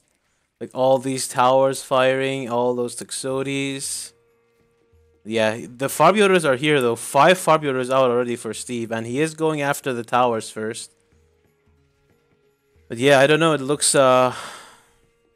rough for Steve right now. 89 villagers to 78. So wow, actually Steve is okay pretty much in worker count. He only needs to make a 3rd TC and maybe make some markets, but he's gonna be alright, I think. Not too big of a difference in army count either. And these Farby orders are just wrecking the army. But yeah, this army of Verhoover isn't dying really, and it's gonna be rough for Steve when he loses his front line, because once he loses this this foothold here, it's gonna be rough for him, because the majority of his production, pretty much all of it actually, is here, except this one barracks. Everything else is on the other side of the map. But yeah, Verhoover is taking a huge population lead. Steve is actually getting his tower upgrade too, but okay, never mind. This tower is going to be safe. So these towers are going to get upgraded with more damage. And this is pretty funny. Oh wow, Verhoover even made some priests. Okay, cool. So these priests are healing. It's very good against these towers to do low amounts of damage over a long period, Basically, every priest can almost fully negate a tower's damage.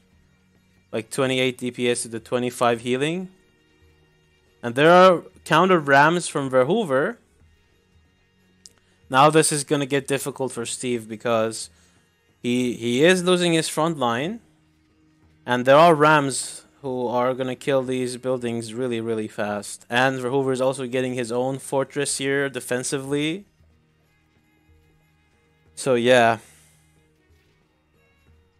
It's looking pretty good for Verhoover. How many priests does he have? He has 6 priests in his army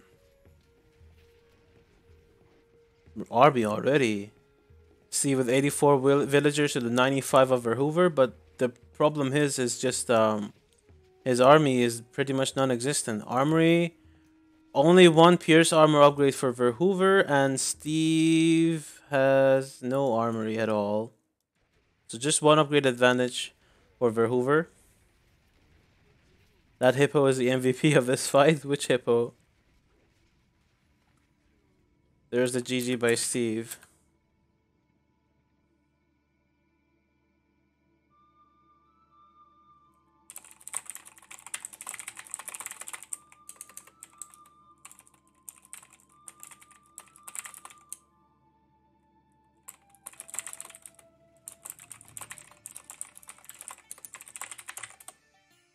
Let's see. Yeah, Steve got outgathered by 7,000 resources here. I think he was just down too many villagers. I mean, he didn't drop too many villagers, but Verhoover just had too much villager production, and he didn't lose too much. Like this base was good, but it didn't do economic damage to Verhoover. Verhoover just expanded on this side of the map and also on this side of the map. Maybe if there was more pressure here, perhaps Steve would have done well. But overall, pretty nice strategy by Steve. Really nice. And GG. Let's go to the next game. Steve chooses Wild Woods as the next game. As the next map, I mean.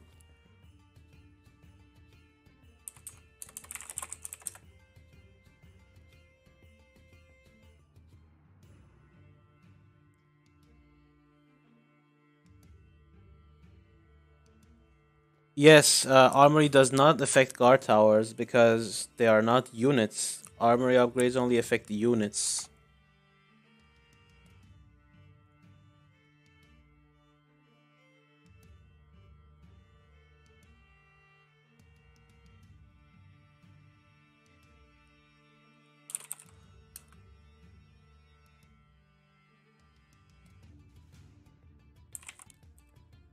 Okay.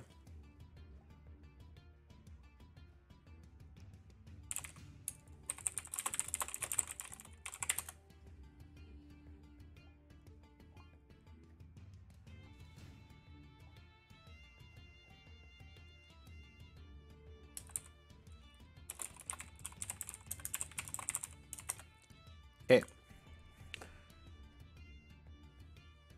Which color was Steve? Yeah, it was blue.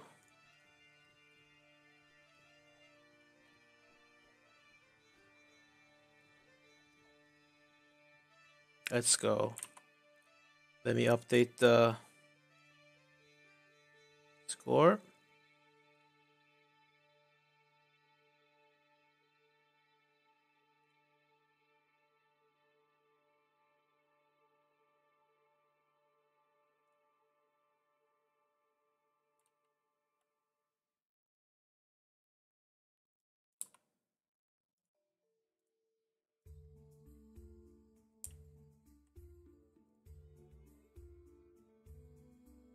Oh man, again this side?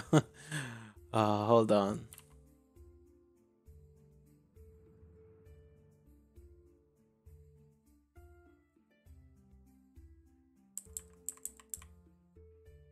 I'll just do this then. Here we go. Wait. Okay. Alright, so we have I Am Prestive spawning as the Blue Norse on the top right, and we have Verhoover as the Red Egyptians at the bottom left of Wildwoods. This is a very interesting map. because the majority of the map is spread with thin forests, with the exception of this huge dense forest at the very center of the map. And this is a pretty good map for Norse to do some tower shenanigans. I think, at least I believe that's what Steve is going to be doing this game. But let's wait and find out. Steve building his barracks, this time with the aid of his melee scout instead of just using the melee scout. And their Hoover is starting his own barracks, so very nice. Both players going for that H1 spearman. One of the advantages of the Norse, of course, is having access to 2 scouts. What makes the woods wild on this map?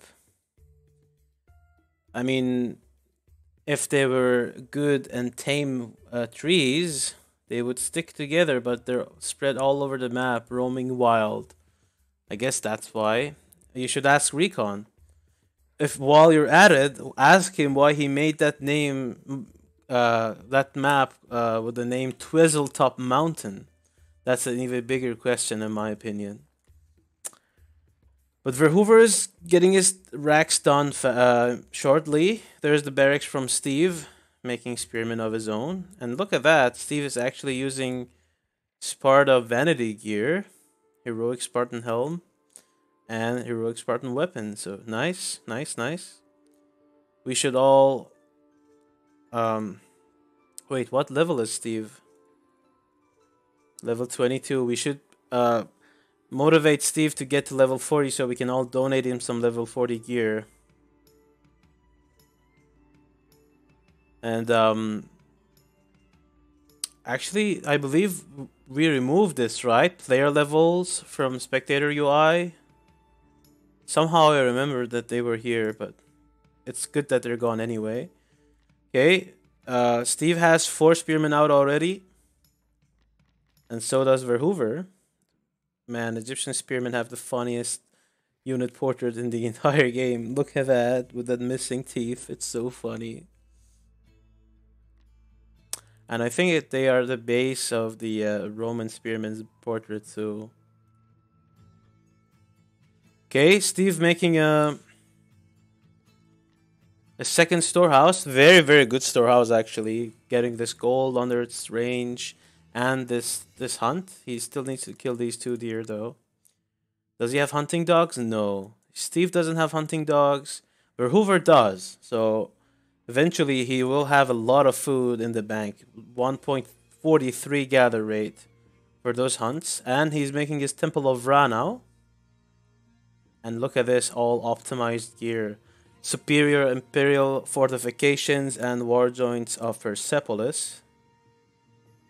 Yeah, exactly. This is the Steve storehouse. Yeah. And let's see. He is getting hunting dogs now as well, but no stone gathering. He's only starting it now. Verhoover putting more and more villagers on stone. He does have 8 spearmen out though. I think this is slowly becoming the meta with Egypt. Like, people are making more and more Egyptian spearmen in age 1. Oh, you see these 2 deer that he didn't kill? They were here. Now they're all over all over there. Steve, okay, he catches this one. Very nice. So he needs to keep an eye on this one and kill it when it goes back here. There's the second age from Verhoover. Let's see where he builds his second TC. Here would be nice. Here would be nice. Here would be nice. Let's see what he prioritizes. He puts it here. That's fine. So one downside of researching hunting dogs and making all of these spearmen is that he doesn't have the gold for a priestess now. But that's fine as long as he remembers that he needs one on his second TC. Does have a very pretty priestess of Ra though. Look at that, all shiny and golden. On the other side, Steve still doesn't seem to have any sort of TC planned. He only has 2 guys on stone. So if you read the Sparta PvP guide, this is a clear giveaway of a tower rush when you see your opponent having few guys on stone, Most of the time, it means that they're going for a tower rush, and I think this is exactly what Steve is going to do again in this game. Let's see, he has 160 stone in the bank already. 21 villagers to 22, so if Steve doesn't drop a single villager and he disrupts the economy of Verhoever, maybe he will be fine this time. Still no second priestess for Verhoever though. Maybe he forgot. He can afford it momentarily. Oh wow, look at this. It barracks from Steve first. Are there 2 capes for priestess? I don't think so, no. No. I would be very surprised because the cape is part of the body model, so it's only like 5. You know, naked, a rare, I mean uncommon, rare, epic, and legendary. I would be very very surprised. Yours is shorter. That's what she said. Ha ha ha ha. Wait, no. Forget what I said. Um, okay, there's a second priestess for Verhoever. Nice. He is gonna get rally it to the second TC. There's the first tower for Steve. Maybe he's gonna put the next one here, but he needs to make the next towers. Uh,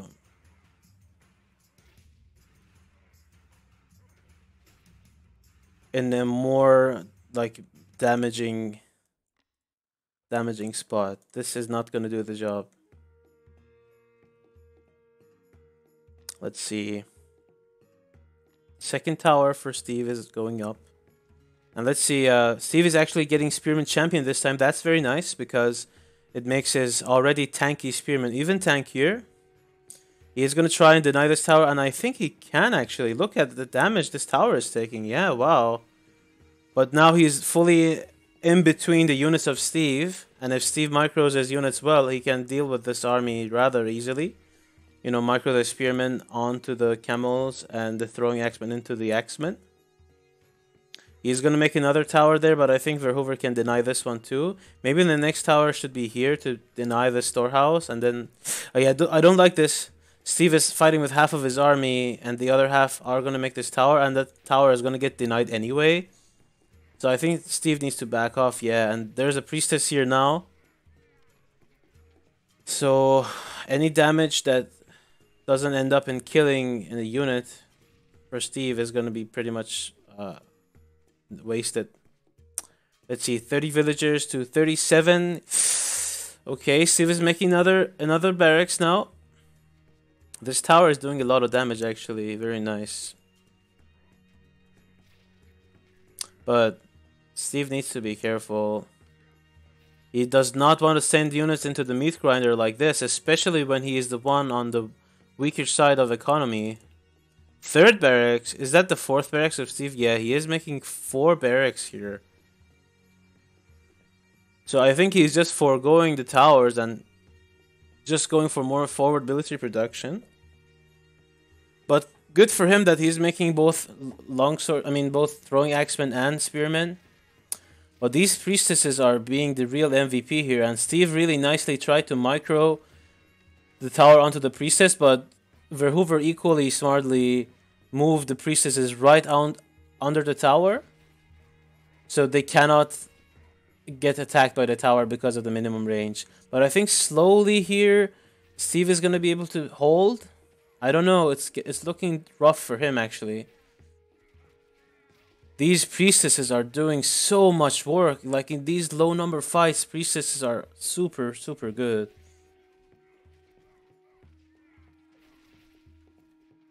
Yeah, I don't know. This is not looking good for Steve. Yeah. He is down 30 population and 10 villagers. And he forward built all of his economy here. I mean, all of his production here. So... yeah, I don't know. It's looking rough for Steve. Looking rough. Verhoever also has healing ointment, so everything in his army is getting healed, basically. And Steve is just not getting the damage that he wanted to do. Yeah, now his production is being attacked by Verhoever. There's the GG by Steve. Nice. Nice hold by Verhoover. Both games didn't panic and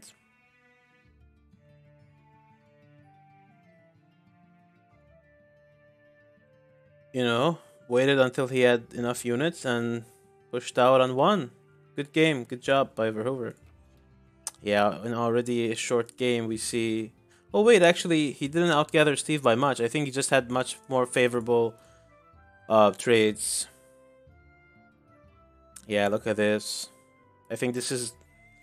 Yep.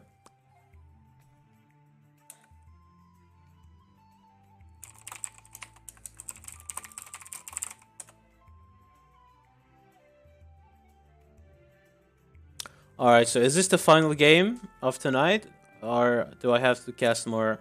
Let me know. Either way, GG. Verhoover wins the round, the match or the series rather, 2-0. GG to Steve as well, trying to play Norse aggressively. Yeah, if you're listening, Steve, I think there was a point here that you have half of your army building the tower and half of them fighting the army of Verhoover. And then what happened was you lost the half of your army for like without doing too much damage yourself, and then the tower got denied anyway. Verhoover versus Ace. Okay, is the Ace online?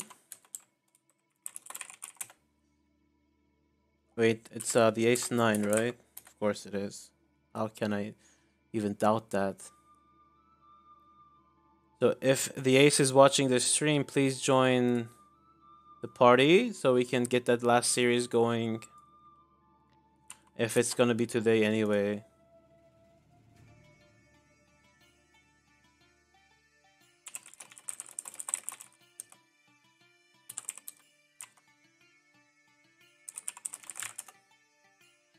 One minute? Better than 9 minutes.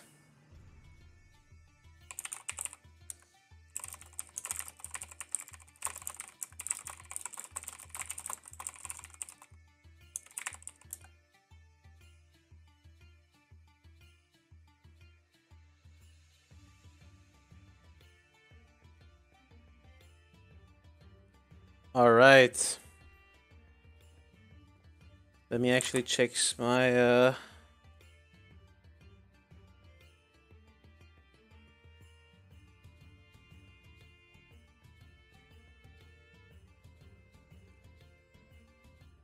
Oh wow, look at the general chat of Celeste. It's a lot of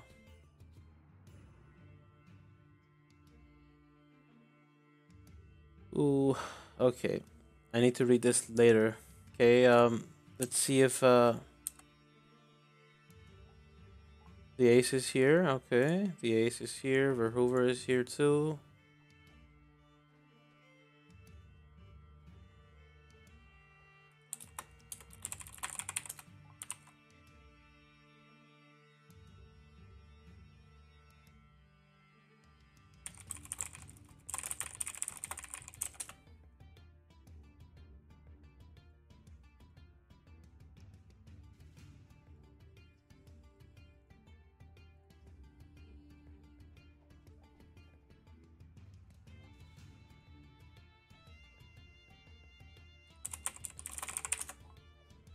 Wait, is Verhoover offline now or what? Where did he go?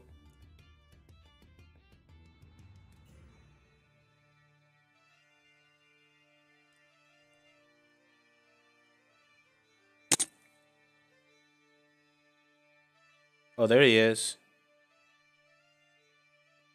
Uh-huh. Okay, 1 second, guys. Good morning, Grungy.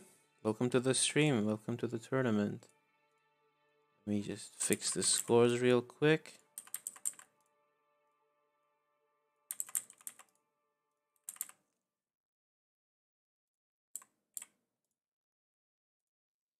Right.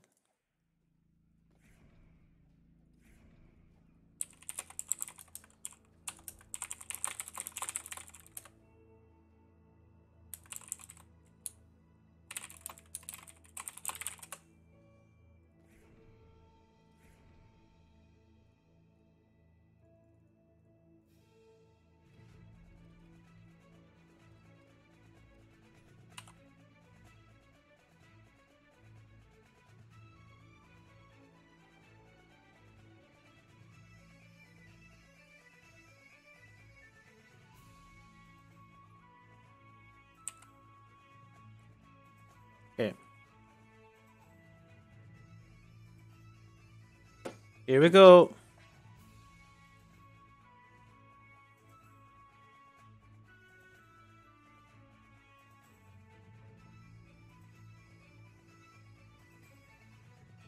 Let me get some water first.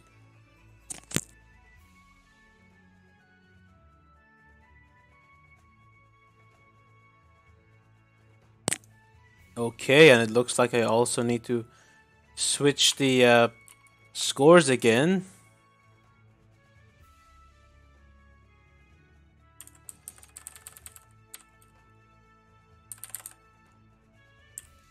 Just a second, guys.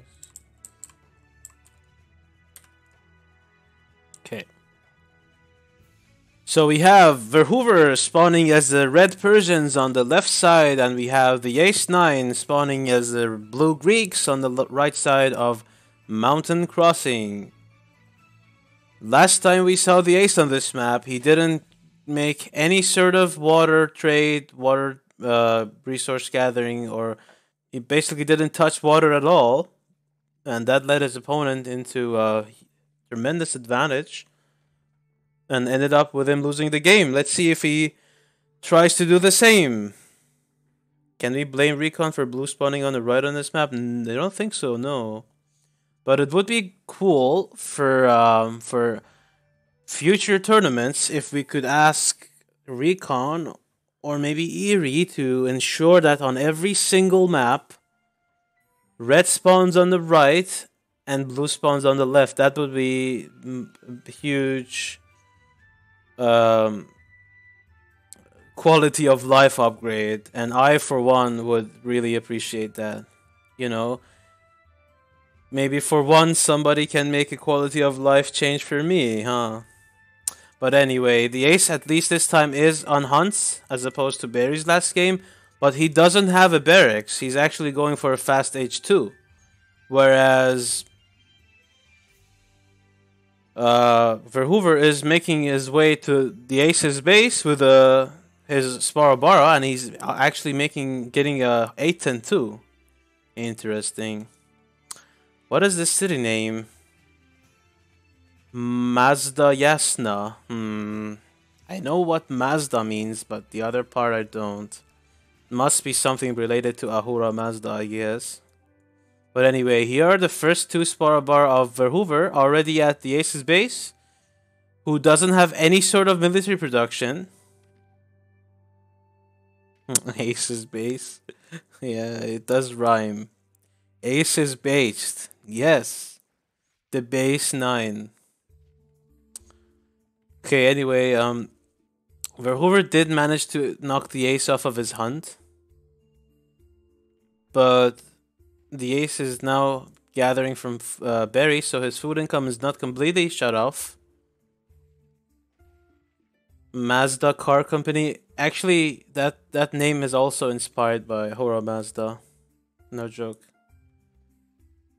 Verhoover finally getting on the water, but the Ace is now H2, so once he gets a little bit more stone, he can make a second TC, and these Barabara haven't really done much except knocking the Ace off of his hunt. He does have two groups of them, but I think he's just gonna rally them back. I don't know. He is gonna... Yeah, okay. He's gonna move them here. And he's gonna build a second TC with 5 villagers. Verhoover is unaware of the location of this TC, I believe. Yes, now he's gonna see it, but 3 Sparabar are not enough to deny this TC. But they can be annoying for the Ace a little bit if he micros the villagers.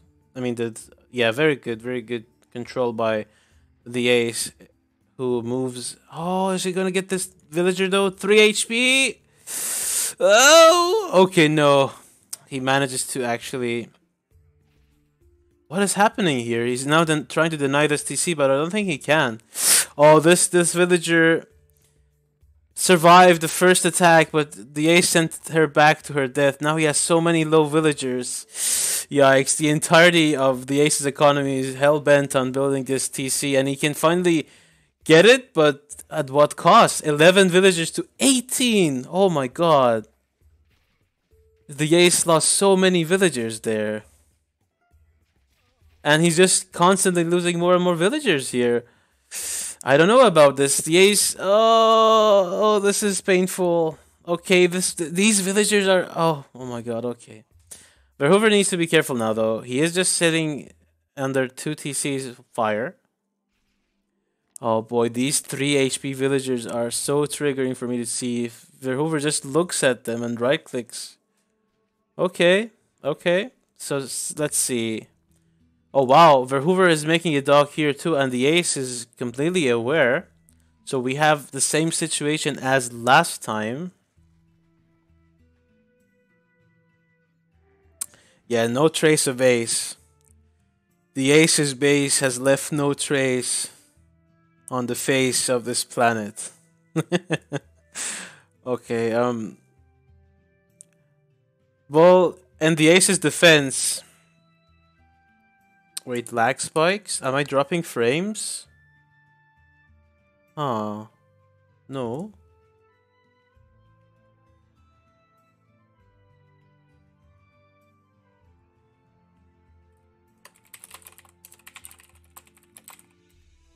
Stream is extremely laggy for me. Oh, let me see. I'm surprised. Oh, wait, maybe that's this. Hold on, guys. Let me know if it improves. No, it's not. It's not like a network issue. It's hardware. Maybe it's better now. Let me know. Lag City? Wow. I'm sorry. I tried to improve production quality by using studio mode in ops, but it's backfiring. Perfectly fine for me. Fixed? Okay, good, good. So rendering romance. No, I just had like multiple instances of the stream open. Thanks for letting me know. Okay. 24 villagers to 28, so the ace is finally crawling back into the villager count here, but Verhoeven is fishing once again uncontested. I think even if he makes a dock here, the ace isn't gonna react. He just hates water like a cat. Never gonna touch water. But anyway, Verhoeven does only have a single barracks as production so far, with two town centers and 2 docks pumping out villagers and fishing boats. He is soon gonna be much better much more ahead in terms of worker count. Oh my god, is actually doing that for Hoover. He is making a dock in the Aces pond. So the Aces base cannot face this villager's mace who just built the dock. That was horrible. Alright, the ace is now making a second barracks, 2 archery ranges, and that's it basically. Verhoeven just going full greed. Look at that. How often do you see 3 fishing boats in queue on Mountain Crossing? You really don't. So Verhoeven quickly recognizes the fact that the ace doesn't touch water. So he just did that. Look at this. Perfect. Just has control of the entirety of the water. If you ever lose a game versus the ace, just pick some water map like Treasure Island or this. Doesn't even do a galley. I mean, a galley would be useless here. What would he hit? Like, the ace hits water so much, he's not even close to it. He even picked the other wood line. Just so he's away from the water as much as possible. 3rd archery range from the ace, who is actually climbing ahead in villager in worker. I mean in army count, but not in villager count. He is behind 9 villagers. That's the perfect number for the ace, though. He always wants to be 9 villagers behind, or maybe 9 villagers ahead. Verhoeven getting Spar Bar champion. Stable second barracks, no, just one barracks. So one barracks, one stable, two archery ranges. But he has so many fishing boats and he has net lures. So like as expected, he's just swimming in food right now, while the ace is struggling for resources. Small army of the ace moving out on the other side of the map. Hmm. The ace does have a bigger army though, a noticeably bigger army compared to Verhoover. So maybe the one saving grace for the ace is to move out of his base and face the fact that he cannot win the economy game here. But yeah, he is gonna get one house, and now he's gonna move back. This is where it gets difficult for him though, because this is the point where Verhoover has fully greeded out his way into a trillion resources, and then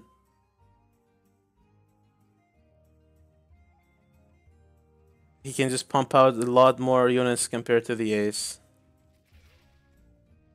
Hmm. Yeah, I don't know. Don't know about this. The ace is trying to attack, but he doesn't have anything to deal with these Asabaras directly, and his front line is dying to the bowman.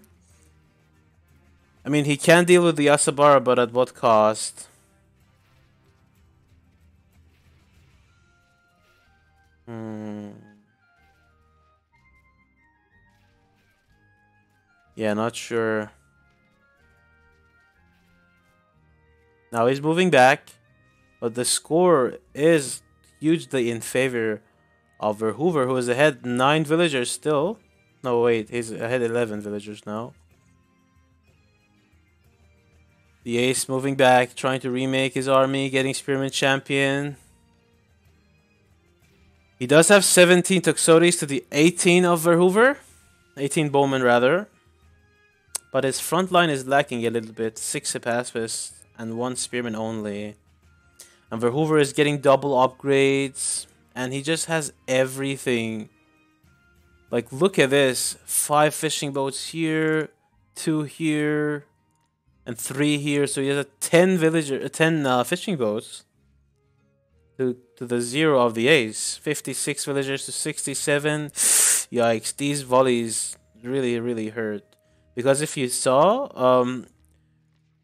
the Tuxotes took their volleys down on Asparabara because Verhoover had a front line, but on the other side, Verhoover's bowmen all attacked Tuxotes and they did so much more damage, even though bowmen have lower DPS. What is that? Pogchamp, eggplant? Yeah. Okay, 30 Tuxotes to 26. But the problem of the ace is just that he doesn't have anything to stand in front of those Tuxotes. Well, of course, along the fact that he is quite behind in economy, of course. Verhoover even getting the double storehouse for the gold, pulling a Greeky. Put a ton of villagers here and a ton of villagers here. Oh, look at this. Crocodiles with the 12 DPS, but not for long. In less than 24 hours, these guys will have 10 DPS. So hang in there, guys. Verhoover completely stealing the entirety of the Ace's I don't know, fish food, whatever. Once he eats this one, it's only going to be this one left. So he has stolen so much food. Oh my god, look at the BM. He's just... This is so funny. Like this fishing boat is just, hey guys, don't mind me. I'm gathering from this fish. I'll be back. I'll be on my way soon. Oh, this is so funny. How often do you see this? We need to take a screenshot of this. A fishing boat from the Persians with Greek villagers all gathering from the same fish. Aw, but the ace is now making a tower. Go, fishing boat, go. Oh, it died to the tower. Aw, I'm disappointed. But let's check the armies. The ace has 50 Tuxotes now, though, so that's no joke. As long as he can help them survive with some kind of front line, these talks will do well, especially because the ace is also getting barbed arrows. These Toxotes are going to be a huge source of DPS, so don't let the score fool you. Their armies are not very different in terms of power.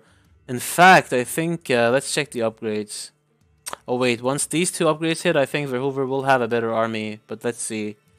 The Ace does have the bigger army here. 86 villagers to 65, so this army is actually a lot bigger for the Ace. And let's see, 39 bowmen to 60 Toxotes, so huge Toxotes ball for the Ace. And once the front line for Verhoover dies, which it will very, very soon, I think Verhoover needs to turn tail and run, because you cannot hope to defeat 60 Toxotes. He only lost 9 Toxotes there. The perfect number for him. But yeah, look at this. Like, the key to winning fights most of the time is getting a huge ranged ball and protecting it, and that's exactly what the Ace did. Like, look at this. He still has the majority of his Toxotes alive. He has 55 Toxotes alive still, but this is where he needs to realize that he cannot push into this, because he only has Toxotes and no front line. And now this Toxotes count will drop fast. Yeah, he had 55 Toxotes, now he has 30. Just because Verhoover reinforced his front line and the Ace didn't. So, yeah, the Ace needs to back off. And Verhoover is now in age 3. And he's getting Bowman Champion. And once you get Bowman Champion, things get a lot easier for your Bowman Ball versus Toxotes Ball fights.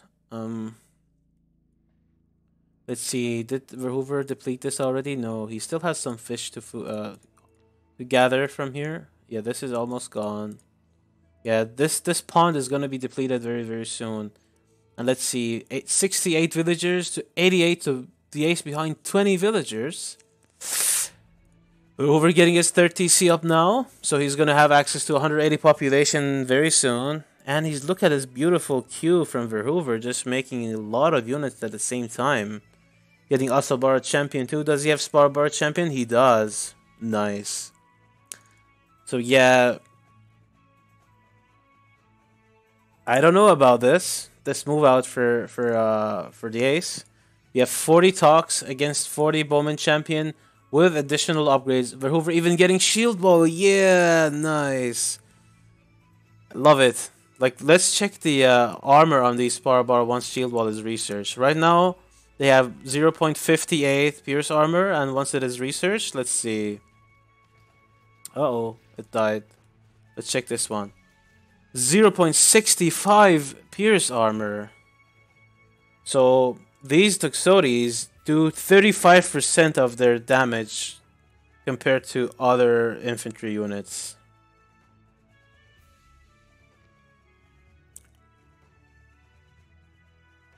Verhoover is now transitioning to caravans too. Three markets. You know, I would love it if he built his markets here actually and traded here. He would probably get 120 or 130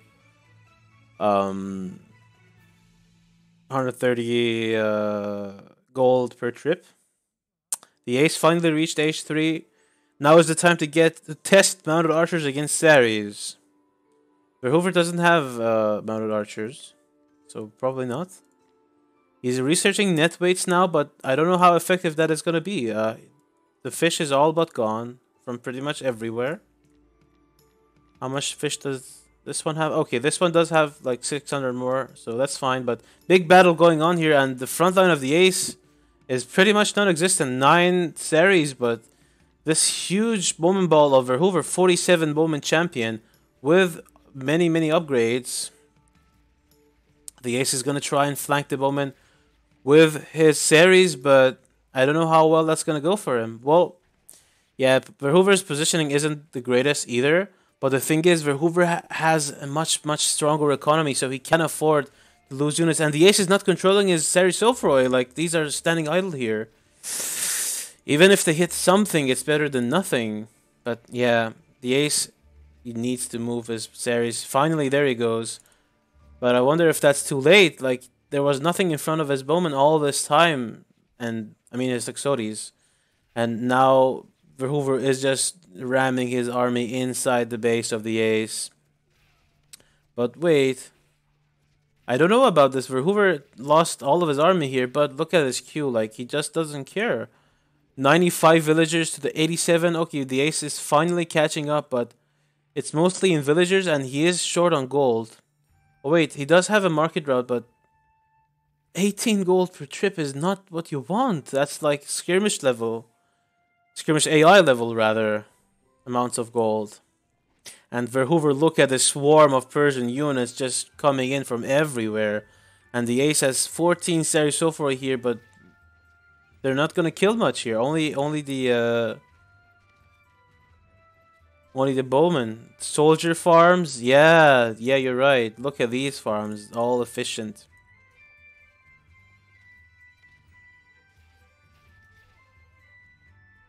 Double 918. Yeah. I think he's gonna stop at 99 villagers too, but he needs to get some more gold. He is gathering some gold now. He needs to get his economic upgrades also. Verhoover has them, and the ace doesn't. And Verhoover's actually going to H4. Wow, okay. Let's see what he does with his H4. Maybe some... Oh, he's getting immortal camps. Interesting. Not sure if he wants too many immortals against the aces comp, but he has so many resources, I think he can get away with everything pretty much. I would love to see some siege workshops with some war wagons, because the ace literally has nothing to deal with war wagons right now. But let's see. Shield wall spore bar. Yep, 95 villagers for the ace. 101 for Verhoover. So the ace's army is actually bigger here, but like Verhoover can just remake his army, and the ace really can't. He's so low on every resource, and Verhoover is immediately gonna make some immortals after hitting H4, I believe. Let's see. He deletes. Oh yeah, he needs to delete his fishing boats. Guys, is this gonna be mangonel galleys? There they are! Oh my god, 3 mangonel galleys on the Aces Pond. Verhoover going for all the style points in one game. Shield wall, mangonel galley, proxy dock. I love it. I should have noticed this earlier. Oh my god. Immortal Champion being researched, saddlebags, Takabara Champion, and all the armory upgrades. And the ace really can't push into this. Like, he doesn't have anything to kill the walls as much as he would want to, but he can't. Let's see, 3 mangonel galleys. Is he gonna stop at 3? Yeah, but it's gonna be enough. I don't know if I should be watching the fight or the mangonel galleys. Oh my god, this is so funny. I can kill so many buildings here. And wait, well, the ace is winning the main fight here though. But I think it's just what Verhoover wants. He just wants to get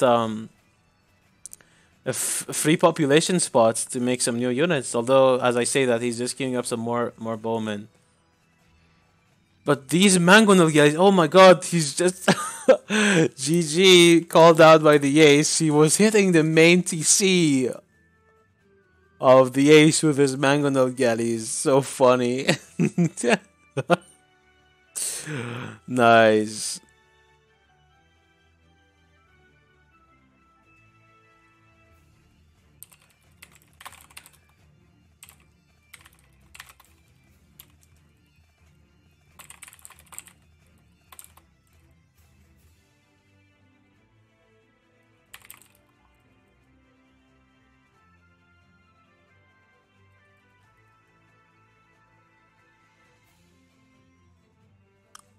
The ace picks equal footing. And these guys are gonna switch.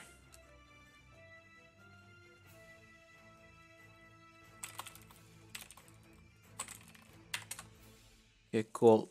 Let me update the score.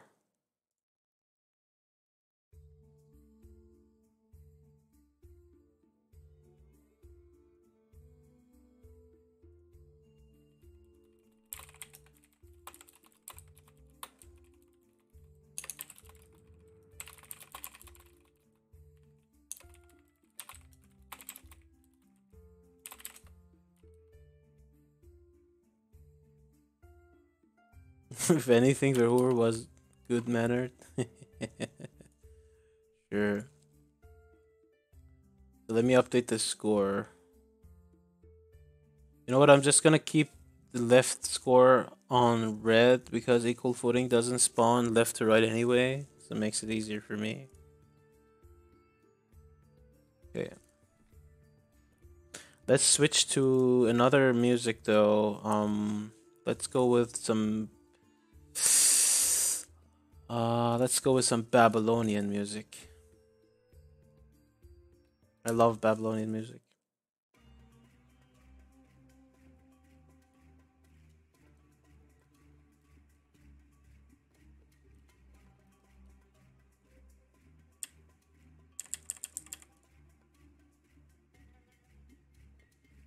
Listen to that, so good.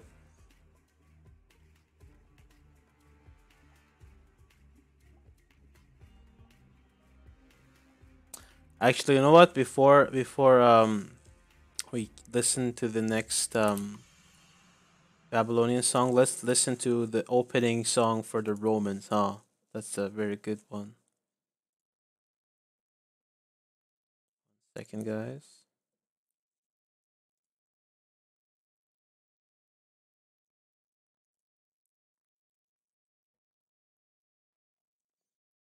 Which one is it? The music is very low for you? Oh, I'll increase it. But let's listen to one Roman song.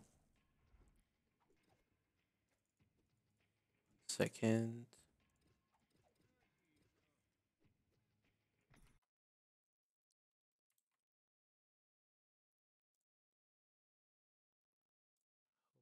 Find it in time.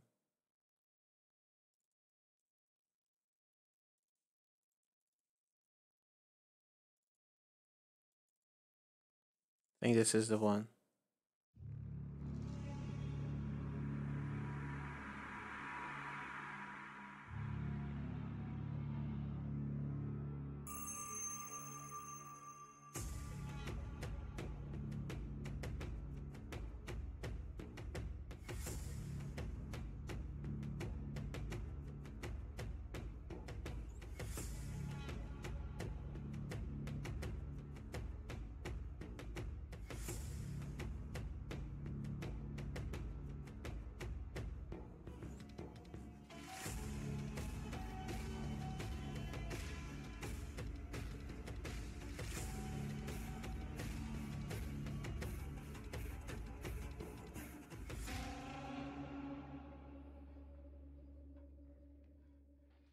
All right, let's switch back to the other music. But that was one of the starting music tracks for the Romans, thanks to We Are Fury. Okay. All right. So we have Verhoover spawning as the red Egyptians on the bottom side, and we have the Ace as the blue Persians on the top side of equal footing. Verhoover opened with the barracks first, and the Ace started on berries, so interesting opening from the Ace. I think he just wants to play it safe. By the way, let me know what the music level is like now. Is it too loud or too low or whatever? And the Ace is just going straight for stone. I wonder if he just wants to go to H2 and get a second TC.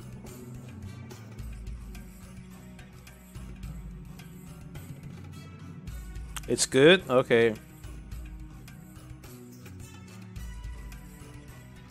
Verhoover is now finally making a wood storehouse. Yes, 2 spearmen out already though.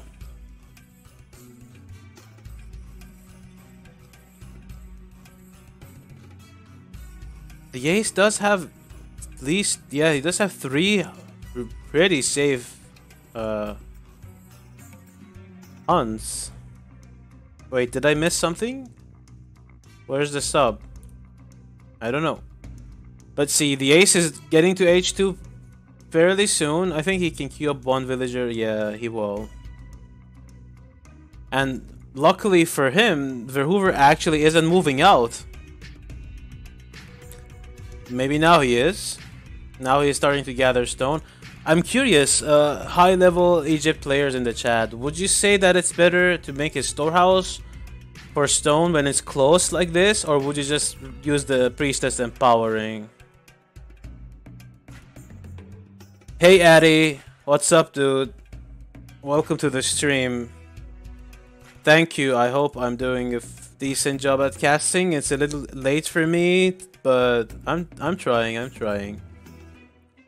If you haven't downloaded the game, make sure to click the link below the stream to download the game. It's 100% free, and there's literally no pay-to-win. Pay-to-win option for you at all. Like, you can't even pay if you want. And we also have the Romans coming in probably February. So, welcome, welcome. Verhoover finally going to H2. The ace is in H2 already, and oh wow, this is really greedy by the ace, but he did immediately start his TC in the range of Verhoover, like in his line of sight.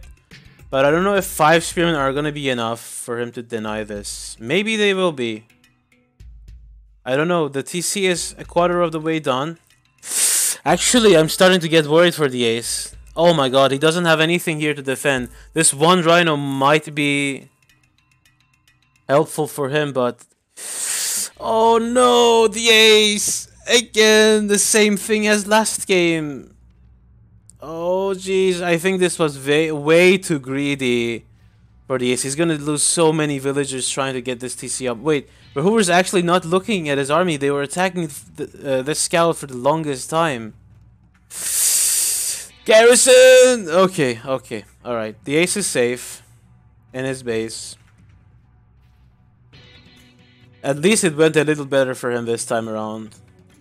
Because Verhoover is only now starting his TC, 18 villagers to 15. But if the ace gathers from these berries fast, he can catch up, I think. He's now opening with an archery range, interestingly enough. But that's fine, because he needs all the food that he gets for villagers, so he can spend his wood on other stuff. Yes, we have some StarCraft GMs playing in this tournament. We have a lot of high-level StarCraft tournaments. Oh, cool, cool, Addy Trick. Make sure to join the Discord as well if you run into any trouble with installation and all that. But good to see you here. And I'm curious, how did you find this stream, by the way? Like, what made you end up here? Just so we know where to improve.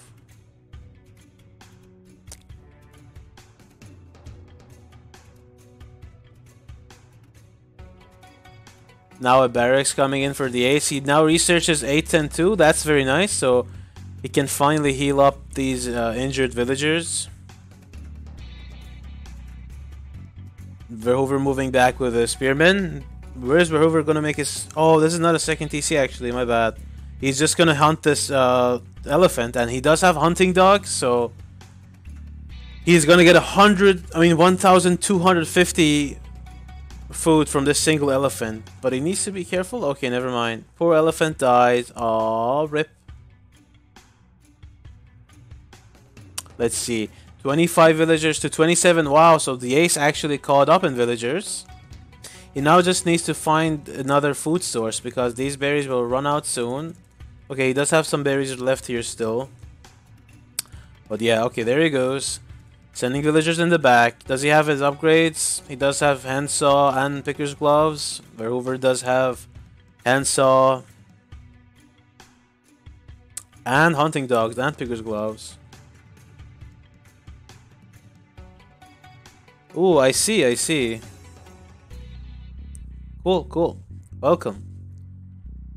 Let's see. Another barracks from Verhoover. One barracks, one stable for him. The ace is going for the Sparabara Bowman.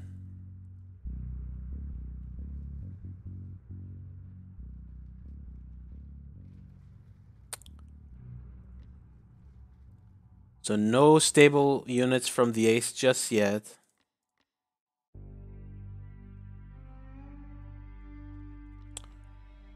Let's see. 32 villagers to 33. So the ace really needs to not drop villagers anymore if he wants to stay ahead in villager count.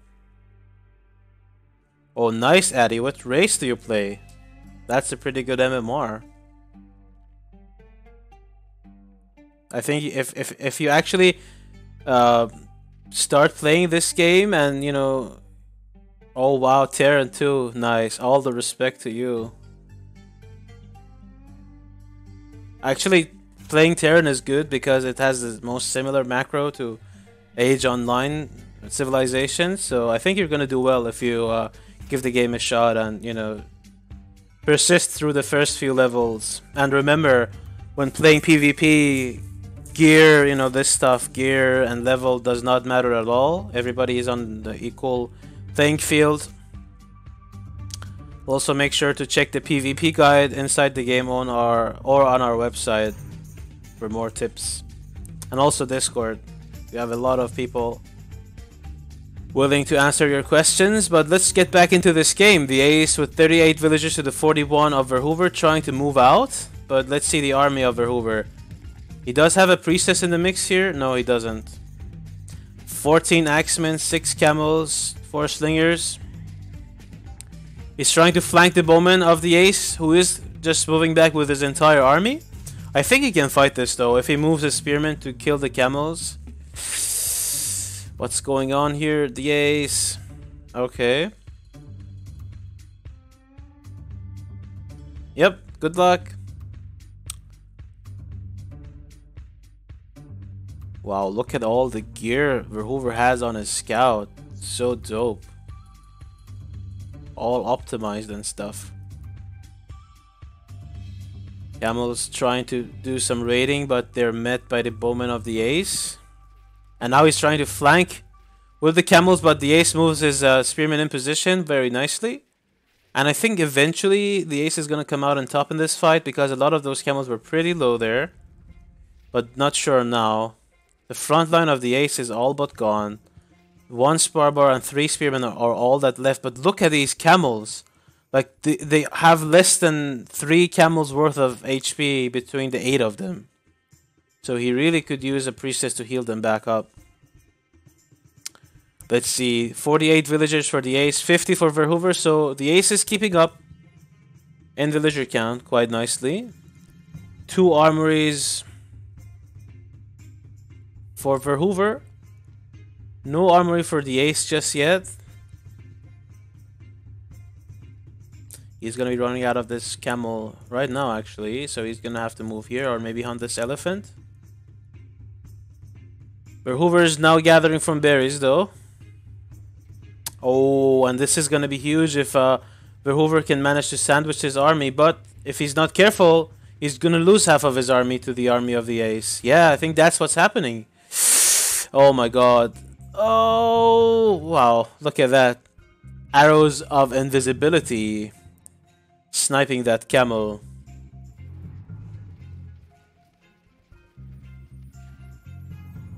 Now the ace is trying to put some pressure on the army of Verhoover, and he's doing a fairly nice job kiting back with his bowman.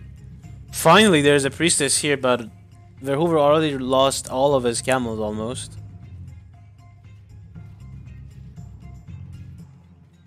Yeah, the ace is actually doing rather well here. He's equal in population with Verhoover with 55 villagers to 56. So the ace is doing quite well this game so far.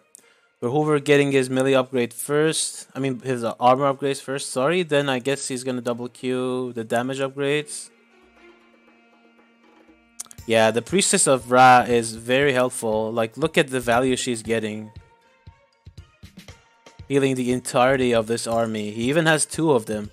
So this is interesting. When you have 1 priestess, the only problem she has is that she can't heal herself, right? But then when you have 2 or more priestesses in your army, they can heal each other too, so they become really effective at keeping the entire army alive. The Ace's Bowman Ball is growing though. 33 Bowman, and Verhoover only has 10 Slingers here.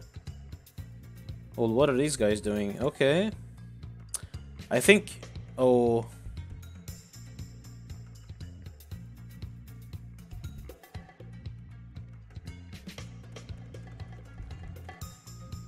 No, he doesn't have his priestesses on his TC now. He has everything here. 3 priestesses here. He's trying to flank the army of the ace, but I think the ace has too much at this point, actually. 39 bowmen and growing. He's not losing too many bowmen here. And Verhoover, well...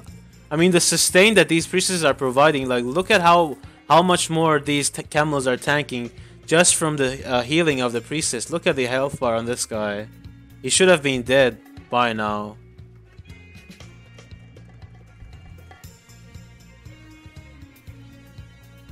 Game volume, is it too loud? Or what? Oh, maybe this is better.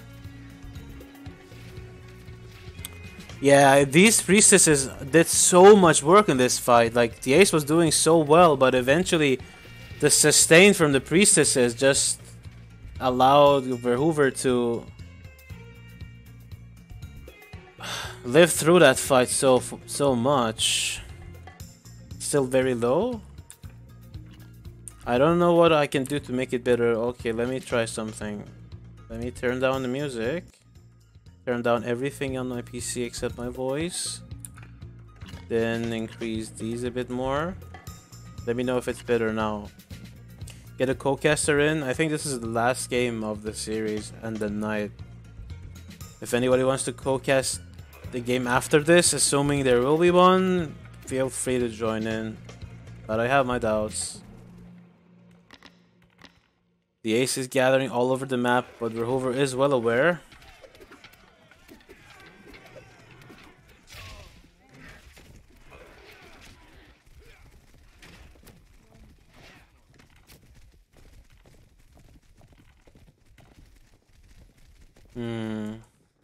Verhoover also preparing well for the late game. Wait, did the music stop? Let's listen to some Egyptian music now.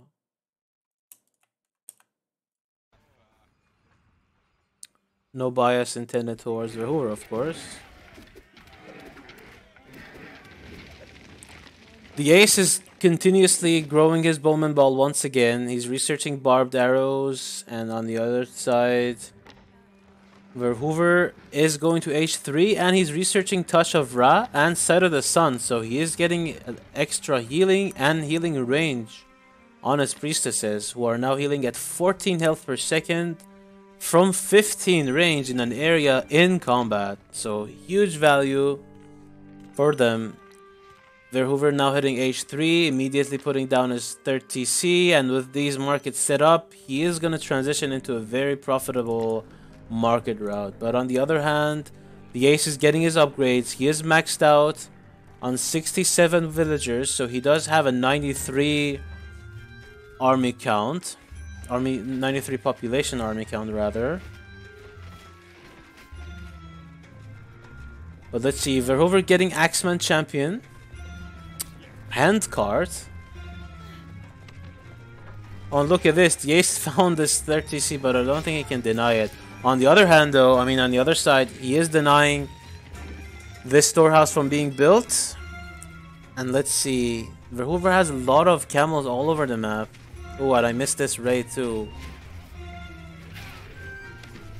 Look at this. Verhoover getting a lot of caravans, and let's see if he's getting any upgrades from the Temple of Set, because one of the unique things about the Egyptians is that their temples upgrade all of their priest units. So like your upgrades from the Temple of Set also affect your Priestess of Ra and your Priest of Ta. And you know, the Temple of Ta upgrades affect Priest of Set and Priestesses of Ra and so on.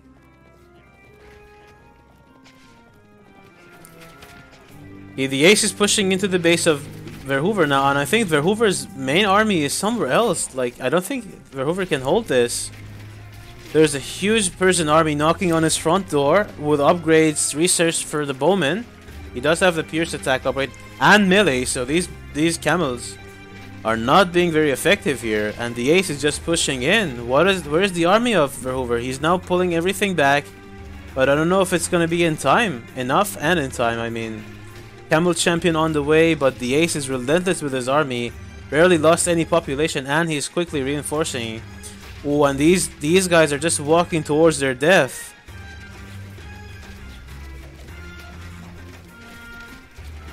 Oh lord, 15 Camel Champions here though. But the Ace does have a few spearmen here, 10 spearmen. If he gets them on top of these camels, they're gonna kill them easily. But now we have chariot archers coming in from Verhoover too. And this is slowly starting to look worse for the Ace, who has lost a big chunk of his bowman ball. But he is making them 5 at a time. And now he's going to H3 with a lot of gold in bank. So as soon as it hits H3, he can research some of his really nice, useful champion upgrades, which would be Spearman Champion and Bowman Champion. But look at these priestesses once again, just getting so much value. Oh, but they're in a bad spot though. I think, yeah, the Ace snipes one of them. I don't think he's gonna snipe another one, but you really want to try and snipe your opponent's support units if you can. So like Druids, Priestess of Wrath, or like Chief for the Norse, and later when the Romans are released, you want to try and snipe like Qualifiers, because they will make a big difference in the outcome of the fights. Now we have 17 champion camels trying to flank this bowman ball, and there's not a whole lot of Persian spearmen here trying to defend against them. So the Ace has to back off, and it's going to be a very costly retreat for him, because these camels are just continuously putting on the damage on these bowmen.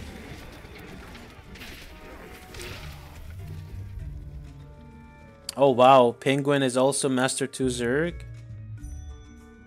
Cool, cool. Got a lot of skilled players going on here. I also used to be Master Terran before I stopped playing. Now that we're all showing off. Alright, the Ace now getting some Takabara actually, and researching Bowman Champion with 74 villagers to the 98 of Verhoover. So okay, let's take a look here. Verhoover is maxed, but he has a ton of workers, and the Ace, if he gets a 30C and maxes out, is gonna have a huge army. One that Verhoover cannot defeat right now.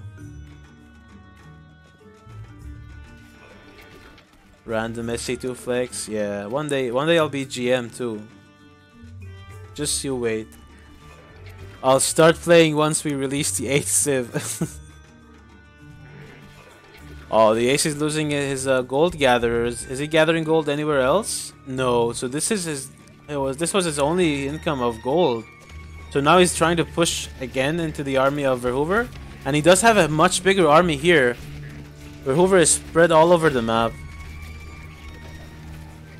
If only the Ace tried to snipe these priestesses, but now we have a full surround with all of these camels, 15 camel champions on top of these bowmen, and they're gonna really deplete this bowman count really fast.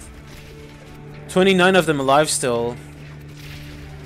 But Verhoover can just replenish his forces much better than the Ace can, because the Ace does not have any gold actually.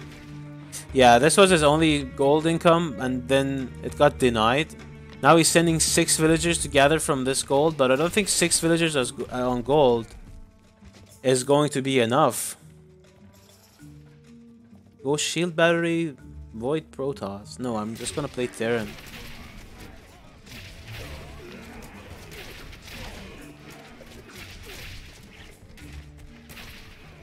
Oh well, the bowman ball of the Ace is surprisingly still alive. But look at all of these upgrades Verhoover is getting. Does the Ace have any upgrades on his armory other than pierce damage? Where is his armory again? Where is the Ace's armory? Must be blind. Oh, there it is. Yeah, he only has... oh, wait. He does have all of his H2 upgrades, actually. Very nice. But Verhoover making more and more priestesses of Ra. That's very good for him. 77 villagers to the 100 of Verhoover. So Verhoover actually has only 100 army population right now. And if the Ace tries to deny this market, maybe... I don't know. He's just moving with his big bowman ball in the middle of the map.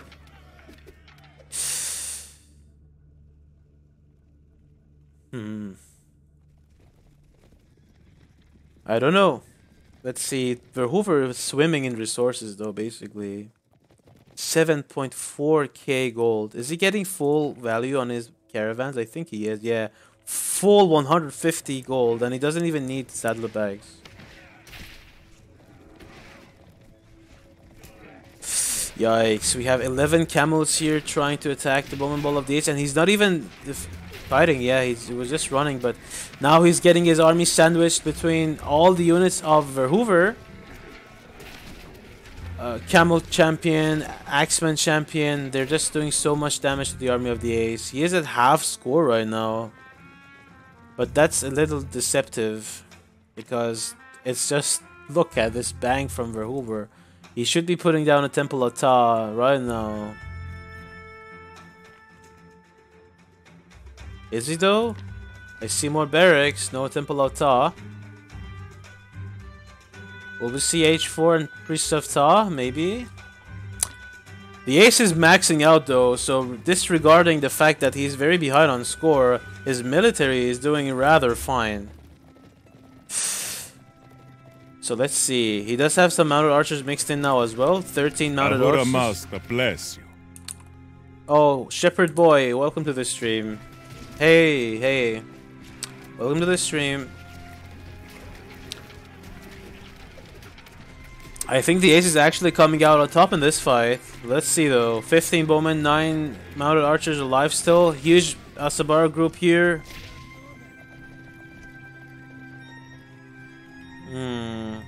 The problem for the Ace is he has no gold and he has no markets. Okay, he does, but how much gold is he getting? Is it like 40? 61, okay. But Verhoover, look at his gold. 11,000 gold. And where's the Temple of Ta? I don't see the Temple of Ta yet. There it is. But he is building it with 3 villagers only. And with 3, it's going to take him like 2 minutes almost to build it. So he's going to put some more... He needs to put some more villagers on the Temple of Ta. But with so many fortresses up, I believe we're going to see some war elephants soon.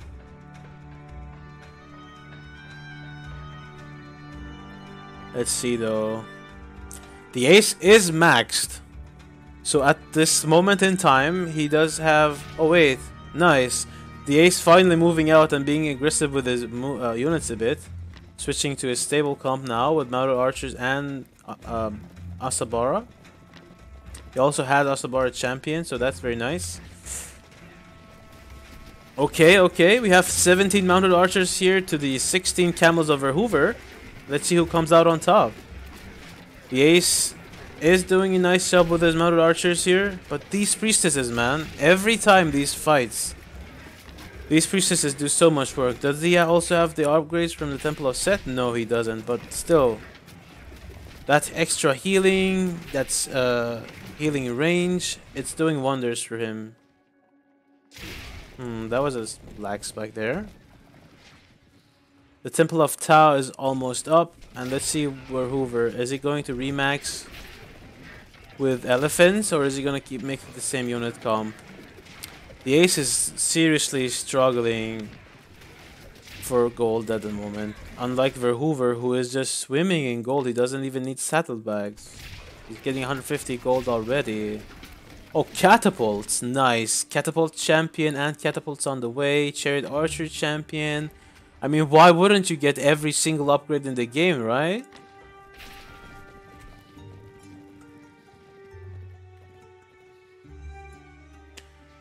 Eri says, I wonder who started this Ra meta with all caps Ra. What is Ra? R-A? Rental agreement?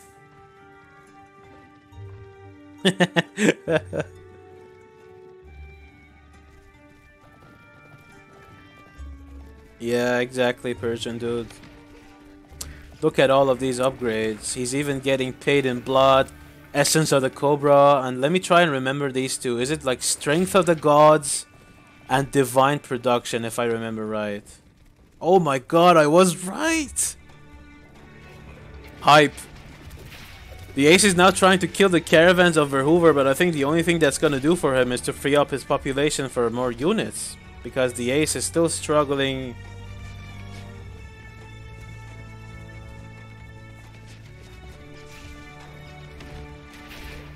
to get some gold going for him. Like, he has 2 on gold and he's barely getting any gold.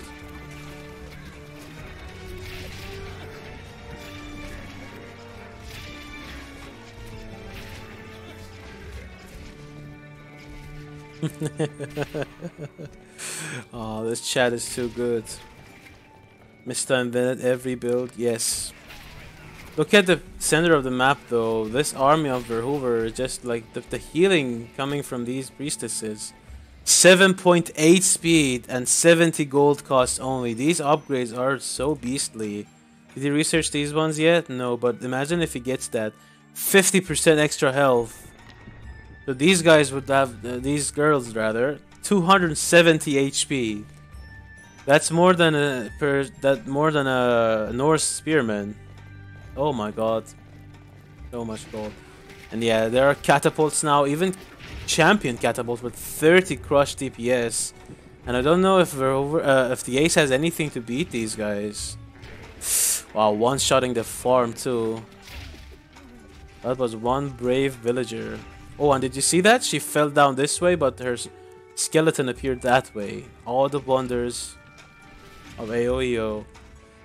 Ooh, and now these catapults are now knocking on the front door of the ace. This is the destination market for his caravans too. Yeah, the ace is just struggling for gold all game long. Like, he was trying to gather from this gold as well. As you can see, this terrain here is what happens when you build a building. And he got constantly denied.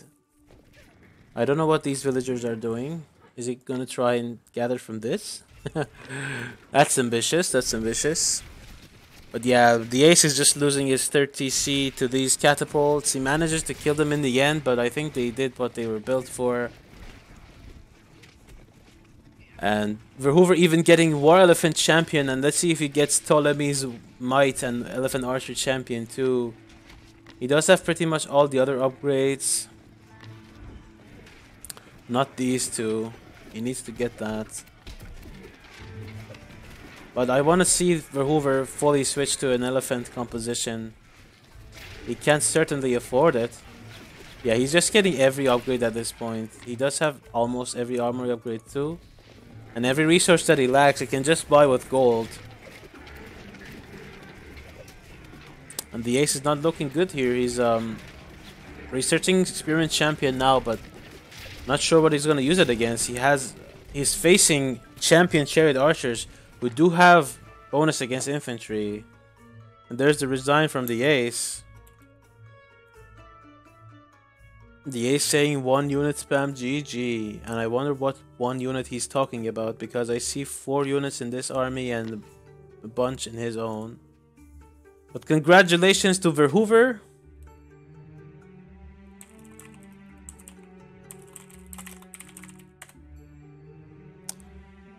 So this was the last game of tonight. Let's take a look at the brackets. I will just show my screen, 1 second. Let me load it up.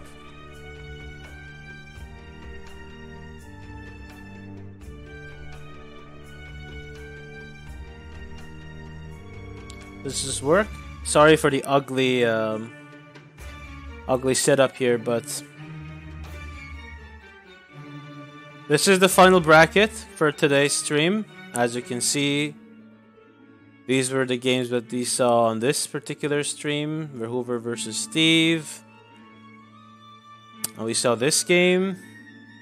So I believe, if I'm reading this correctly, Verhoover advances and Poseidon advances. So these are our two qualifiers joining the other 6 players who were Zertan, Carnage, Striker, Recon, Eerie, I believe, if I didn't miss anybody. On stream bookmarked.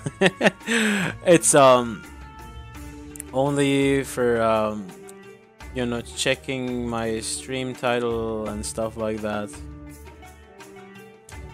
But yeah, I mean, since I'm promoting my own stream, do follow twitch.tv/pf2k. Oh yeah, Greeky missing too. Right, sorry. But yeah, I think that's it for me for today, for tonight rather. It's look at the time. It's almost 1 a.m. And camels beat everything. Wait, let's check. Do they have? No. What is the ace saying? He says they have 0.8 pierce armor, but that's not true. Ace with the fake news. Yeah. Anyway, thanks for tuning in, guys, and I'll see you next time. I don't know if I'll be streaming anytime soon. Maybe tomorrow will be the last one for a while, but either way, see ya. Take care. I don't know if I should be using my stream going off